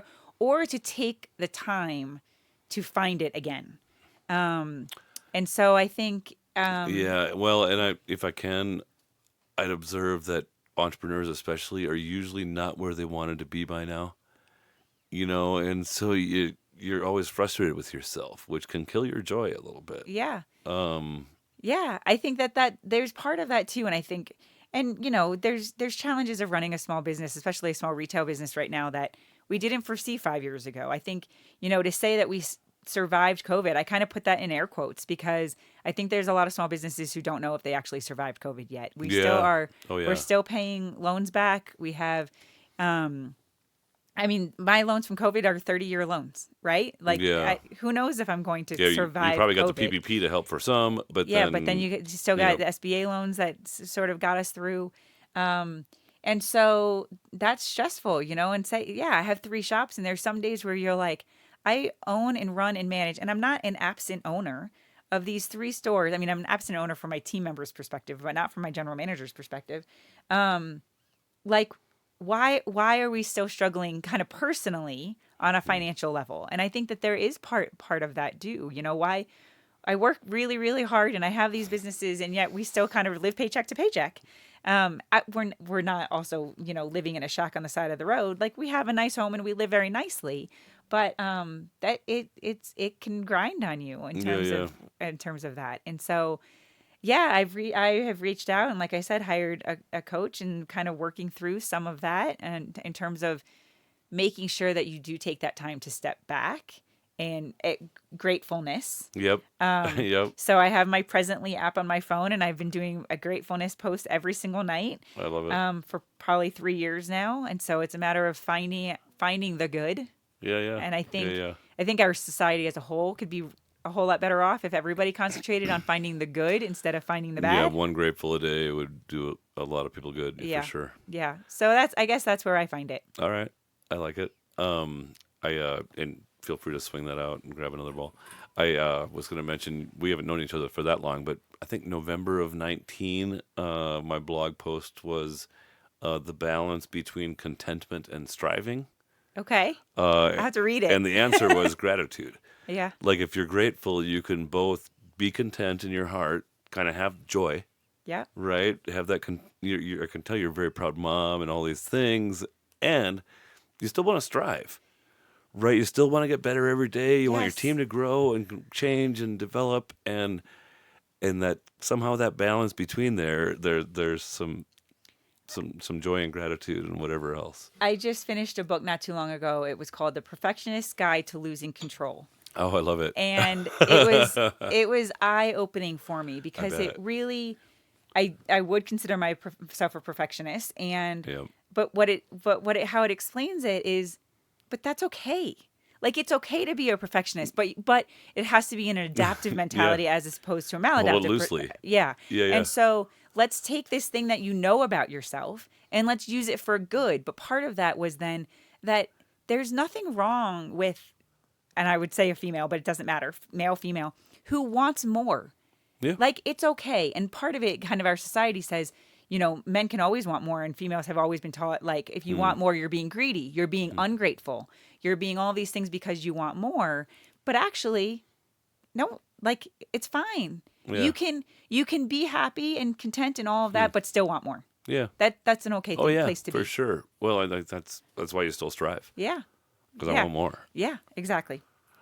What All you right, got? number 11. 11. If you could time travel, would you visit the past or the future, and why and when? Oh, that's a hard one. I know. I think I would have to say I would visit the future. And more so from a why not the past. Right. It already done happened. Yeah, we already know what happened. I think to an extent, How far out? Oh, so where am I? I'm 47, almost 47 years old. I mean, I feel like if I only go 50 years, hopefully I might still be alive. But probably about 50 years. Well, you wouldn't even age. You would actually stay exactly I'd the stay same age as you go up there. I'd like to, it'd be cool to see how your kids end up. Yeah. It'd be cool to see where we are as a community. I would So love to 30 see years technology. or 20 years or something. Yeah. Even 10. 40, no, like 40 or 50 years. Yeah. See where my kids are as adults in their lives with families and, See what the AI God is doing with us by then. Yeah. And just, yeah, I mean, the technology advancements would be pretty darn Hard to cool understand, see. I'm sure. Yeah, hard to understand and pretty cool to see. Yeah. Agreed. Yeah. All right. Are we living on Mars? Right. Like, I want to know. Right. 100%. I dig it. So I am going to call the answer to the question, the winner of the $20 Ben & Jerry's ice cream gift certificate. Okay. Is going to be the proudest moment of having developed and helped flourish such outstanding managers. Is that a fair statement? I love it. Yeah. I think that's the most concise answer. I love it. So DM us to the LoCo Experience podcast page on Instagram, or to that same page on LinkedIn if you want to, although we get less traffic. Instagram's better. And you can win that if you're the first to respond after you listen. Good luck. Yeah, good luck. Let's talk about this fella that you found somewhere not long after you moved to Boulder. My Is that what I fella. remember? Yeah. Yeah, my fella Brian. Brian. With a standard BRIAN or BRY? Standard BRIAN. Okay, just checking. It helps me to remember him. Yep. Brian, I met him 2 days after I moved here. It was a blind date. So my friend Courtney introduced me to Brian. Apparently, I was supposed to meet Brian. We met in January of 2002. Apparently, I was supposed to meet him back in November when we did our cross-country trip, but I got violently ill after a restaurant experience. Okay. And didn't make it to breakfast the next morning. This person that you knew already thought he was kind of like right for you? Apparently she was, but I had no idea. I did not know that was the plan. Right. I didn't know he was supposed to be at breakfast. And so, so I got here on a Wednesday towards the end of January of 2002, and we went out on a blind date 2 nights later. Okay. And we've been together ever since. No way. We celebrate 20 years married in October. Oh, congratulations. Thanks. Are you doing something super special? No. No? We talked about doing a couple of different things, but we have not settled on anything yet. I think right now we're leaning towards just going to the kind of the New England area and doing leaf peeping up there, which we've never done. Yeah. So I dig it. we're pretty casual. We went to Telluride for our honeymoon. All right. So that kind of like fall-y type place is kind of our jam. Are you adventurers together? Is that part of your thing? No, not that. No, what was it? It's going back to the whole joy question. Yeah. Like right now is just like we're in the middle of shit, right? Like it is like work and midlife, kids, midlife, like work, and none of our kids drive yet, and so we have 3 kids going different. It's like, and they all stay in their bedroom until they walk out of their bedroom and say, "Mom, somewhere. I need to go here." Yeah, or I'm hungry. Like right now. Right. And so it feels like we spend very, very little time together these days. Yeah. It's funny, we laugh a lot, that was really kind of the thing. I mean, I was 22, 23 when I met. He's 4 years older than I am. And we didn't start having kids until I was 30. So we had a long time. Yeah, you were dinks for a decade. Yeah, we Almost. had a good time with friends. You Yeah, know, yeah. we like to go out and party and have people at our homes, and I like to host, and so Yeah, kind of yeah. much to his chagrin, we had a lot of parties. As we've gotten older, that's sort of died down. Of course, Sure. it's funny, we both sort of like not completely cut out, but really cut out booze since the first of the year, not Okay. through any other reason than just like why not? Yeah, yeah. And You look slimmed a little bit. Is that thanks. I don't know. a little bit, maybe? Maybe. I Yeah. mean, there's probably some calories going in from that. And so we, it's funny. So we actually went, I was just telling somebody, we went on Sunday, we managed to scoot away from Yeah. the kids for the day. And so we went and had breakfast, which was like our thing. When we were dating, like we would either the two of us or all of our friends would meet for breakfast on Saturday and Sunday mornings. We loved going out for breakfast. So we went out to breakfast, Rocky Mountain, Estes. We went and had a late lunch in Lyons. Like it was great. Yeah. And as we were walking through Estes, he kind of said to me, he goes, "Isn't it strange?" He goes, "We probably would have stopped at a couple of these places and had a drink somewhere along our Sure. walk." Yeah, yeah. And he goes, we neither one of us even care to do it right now. Yeah. And so Good for it's you. been interesting trying to figure out like how do you spend your time when that was kind of a big part of how Yeah. we spent our time. Yeah, yeah. And That's so probably it's the been, biggest cultural change since 2020 in some ways. I mean, certainly a lot of people self-medicated a lot at home and Yes. alcohol sales overall went up.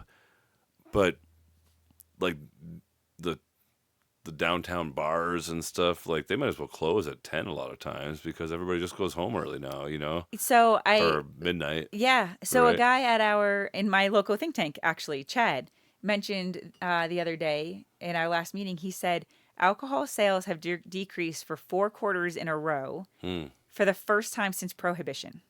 Wow. In 2024, Yeah. they decreased every quarter. Yeah. And, I think it'll keep going. I think so too. I mean, you used to always think that alcohol was kind of a recession-proof industry. Right. And we're starting to see a change in that. Well, and there's weed is legal in a lot of places now. It has a lot less calories, Yeah. and it costs a lot less, Yeah. right? You can get high 10 times for $30, Yeah. whereas you might get drunk one time for Yeah. $30 kind Yeah. of thing.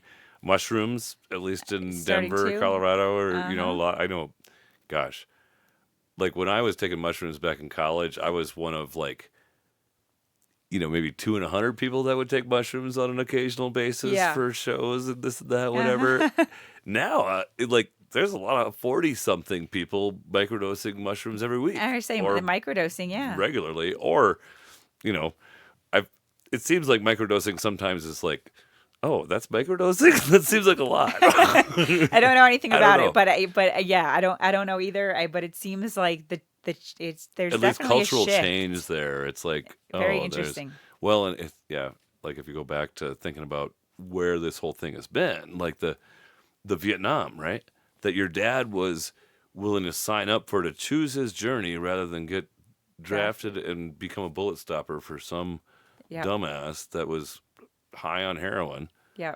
And then that kind of countercultural movement and the Nixon's ban on drugs and all that and all the violence that's been created in Mexico and Central America for years and Right. whatever. Yep. And even now with Trumpy being like, no, you got to stop the fentanyl coming in from China, Yeah. right? Yeah. Or something. Because that's where it's coming from. Well, probably at Some. least the core. Yeah. But it's our demand here, our freaking drug obsessed culture. And then, I guess that's probably the worst reason why is because there's too many people on drugs. Like pharmaceuticals are taking market share away from alcohol. Yeah. probably. I mean, Those that's a sons of whole nother bitches. conversation with, mental health. It's like a Anyway, whole I different. digress. Yeah. I mean, yeah. But booze Just can't and drink drugs as much and if you're on the psychotropics. I know. Yeah. I digress. No, yeah, but you're right. I mean, mental health, like I said, is completely different conversation. So what's Brian do with himself on a weekly basis? So he worked at Vestas for about 15 years. Okay. And then he left there about 4 years ago or All so. He works now for Tomar Pharmaceuticals, and so Okay. he is their site maintenance manager. So he's had kind of that corporate journey he that much you more didn't take. blue collar. Yeah, but for yes, sure. he's doing blue collar work, but in the corporate world. Yeah, doer stuff instead of Yes. thinker stuff. Yes. But yeah, fair enough. Yeah. Okay. Yep. Yep. So you've still seen it kind of that a little bit. Oh It's yeah. different being in the office than in being in facilities, right? Yes, but you also then see the way corporate does things and the way they treat their people, and like he comes home and not with his he, in the past he's come home and I'm like, this is exactly what not to do or how to Right. motivate people or how you run a company. Like there are a couple of times where I'm like, can I please just go in and talk to somebody there You need to about talk to your HR. like this is not how it should be done. Yes. And so that gets frustrating. One of our challenges we like to do in the family segment is one word description for the children. Would you like to attempt that? Yeah. You got 3 girls? Is that Yep. what you said? So Elena is 15. Okay. And she is You can use a hyphen if you need it. theatrical. Okay. I like it. Vivian is 13.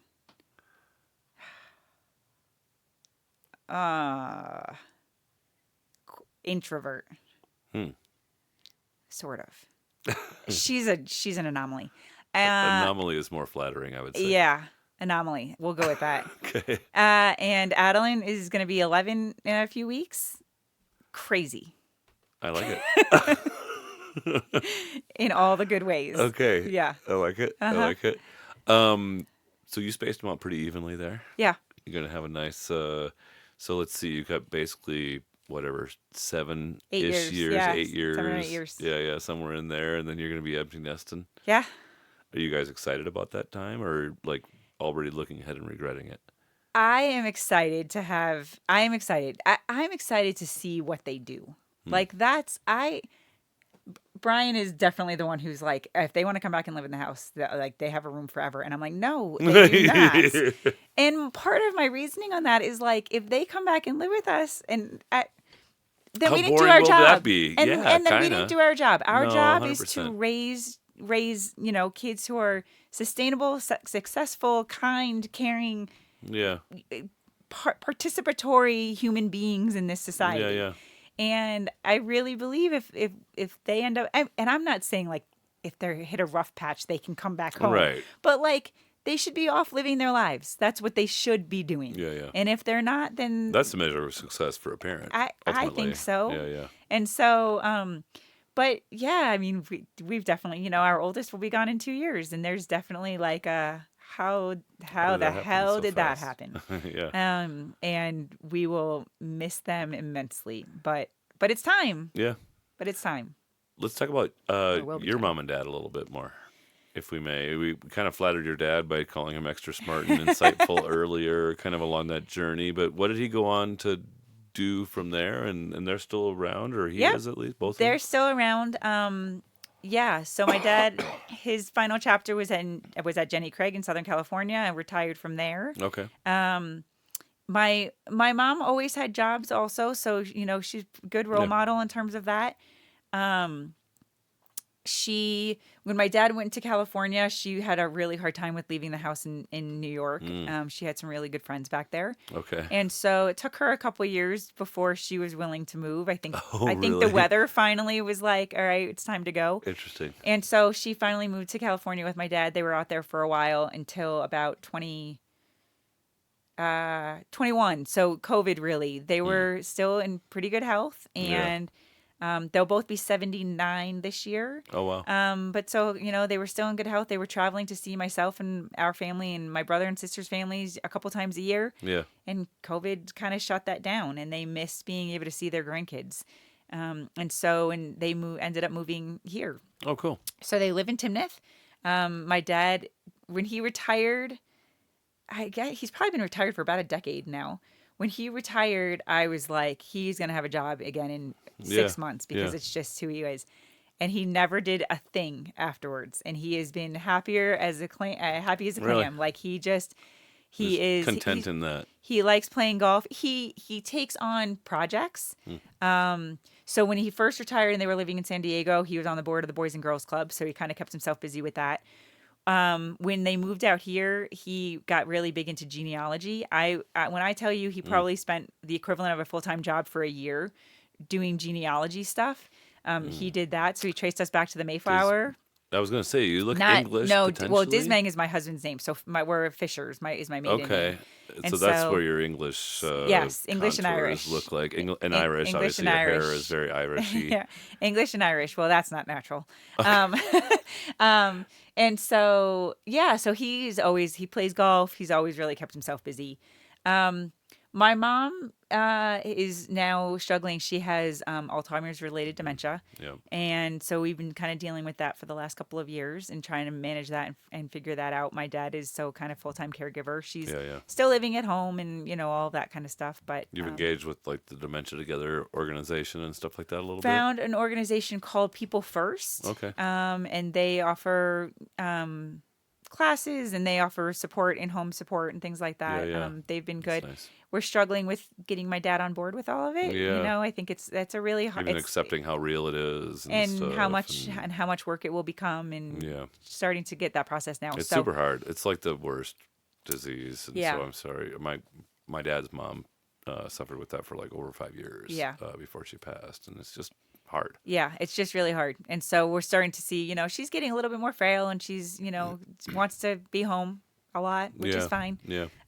But I think my dad's decided that getting a puppy is a good idea. So they're Yeah. about to have a puppy. It probably is. Yeah, we'll see. You know? I mean, they're going to be 79 with a puppy, so we'll Yeah. see how that goes. We'll send the crazy kid over and get some of her energy out There with you the go. puppy Yeah, next yeah. month. So yeah, no, so that, but we get to see them, and so that's nice. That's cool. Yeah. That's who I meet a whole bunch of people who's moved here because their kids moved here and they're never moving back to where they were or Yeah. whatever, and so Yep. that's neat. Yeah. One thing we didn't talk about at all in this conversation so far, we often talk about faith Okay. a little bit, and I suspect that there may have been some of that in your deeper background, being kind of a conservative college girl at the time, right? I don't know. I'm just guessing. Yeah, I mean, we grew up going to. I grew up going to church. My dad was Lutheran and did not attend. Okay. Was not religious at all. My mom grew up Catholic.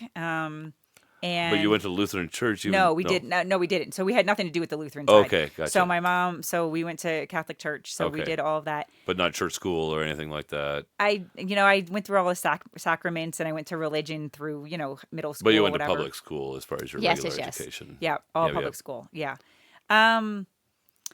Yeah, it's not part of my life now. Yeah. It has not been probably since I could make the choice to Okay. not go. All right.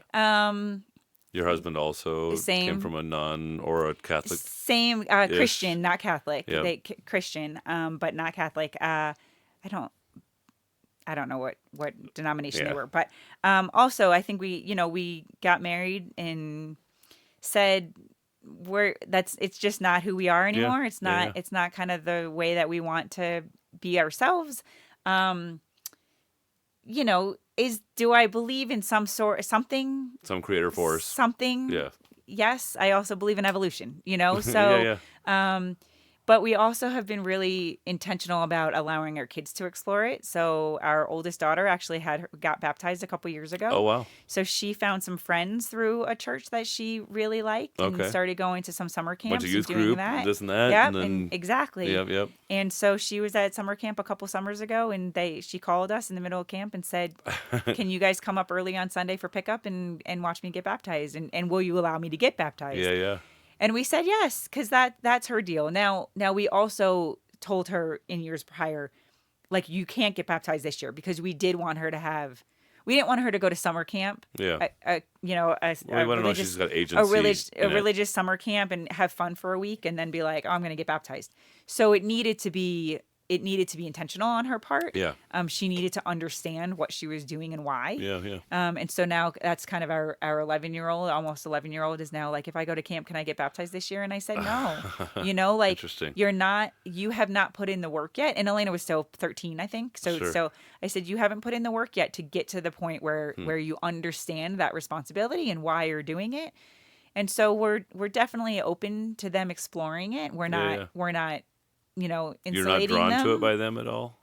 Not in the least. My last guest, or the episode that came out a couple weeks ago, like when he was 15, his family moved from California up to South Fork, Colorado, which is, I don't know if where you that know, is. It's like a town of 300 just down the hill from Wolf Creek Pass. Okay. So it's in the boonies of southern Colorado. Okay. But he started going to church with this lady from their town that asked if she could take his kid to church, and then pretty soon all of his siblings and his parents started going to church too. Interesting. Like within about a 4-year span, Uh-huh. which was an interesting. I hadn't really heard that story before in that context, but doesn't sound like you're.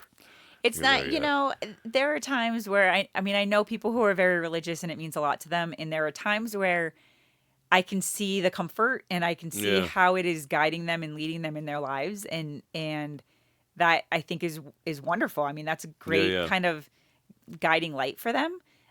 It's just not been something that I've been drawn to. Yeah, yeah. As a cynical person and kind of a libertarian generally, I resonate with the phrase, "If there is no God, then the state is the God." Okay. And so it's like, well, gross. Right. So I'll just go for Right. that other intangible thing that I can't really I was define. just going to say, what's option C? Right. That's fair. That's fair. 100%. So I'm ready to go with the LoCo experience if you are. Okay. The craziest experience of your lifetime that you're willing to share with our listeners. Could be a day, a moment, a near-death experience, finding love on the slopes. I don't know. I spent a semester in college in Australia. Okay. And so, crazy or not crazy, but during that, I was able to Like second year, third year? It was my junior year. Okay. Had gotten broken up by a boy and was heartbroken and Yep. had to find Screw it, I'll go to Australia. Exactly. I had to like sign my mom's name on some paperwork. I called her, but I was like, it's due tomorrow. And so I can't already in the mail mail. it, right? Like we're mailing things right these days still because Right. I'm old. So got her blessing and put in my paperwork and ended up in Australia in February of 99, Okay. I think. But so in that experience, it was just, I mean, we just Well, so had far away from everything you'd experienced so before far away. I mean, very, I didn't have to learn another language. It was still felt very American. Sure. And I was also living with other Americans. So, Sure. so it wasn't as kind of culturally immersive as, you would Being like. an exchange student or whatever. Right. Yeah. But it offered me, we, went camping, did like a 4-wheel camping trip for 3 days. We did a sailboating trip for 3 days. I went skydiving twice. I went bungee jumping. I walked on a glacier. Wow. Like I did All in one semester? so from February to then on my way home, the glacier, one skydiving, the bungee jumping and the glacier were all in New Zealand on my way home. Oh, cool. So, but we did for spring break was when we did the 3-day camping and the 3-day parasailing, or not parasailing, but sailing excursion. So that was amazing. So, koalas and lizards and Yeah. like. Well, that's what I was just- thinking. Just so mind expanding. It Like was- you moved away to Michigan already, which was about as far as you could imagine at the time. At the time. Yeah. Yeah. Yeah. So I think I've always been open to those kinds of, I've done a half Ironman. I've climbed Manitou Incline a couple times. Wow. Like I enjoy those kind of physical Yeah. challenges and adventures. Yeah. Mm-hmm. I dig it. Yeah. Was there a highlight moment within that trip? Were you ever scared? What's the scariest you've ever been? Oh, the bungee jumping. Yeah. In terms of like physical, like I was petrified. Yeah. That's an experience I will never. I would skydive again. I would never bungee jump. Really? Yes. Oh, I feel like skydiving is so much scarier. This is why, because until you have done enough jumps, I'm not jumping by myself. So somebody else is actually jumping Right, out of the it's their plane. I'm just responsibility, attached to them. When I bungee jumped, I had to physically throw myself off of a perfectly good platform. Fair. Yeah, no, I was petrified. I will not do that again. So, people that want to know more about, let's talk about your Fort Collins shop. It's right down in Old Town Square. Yeah.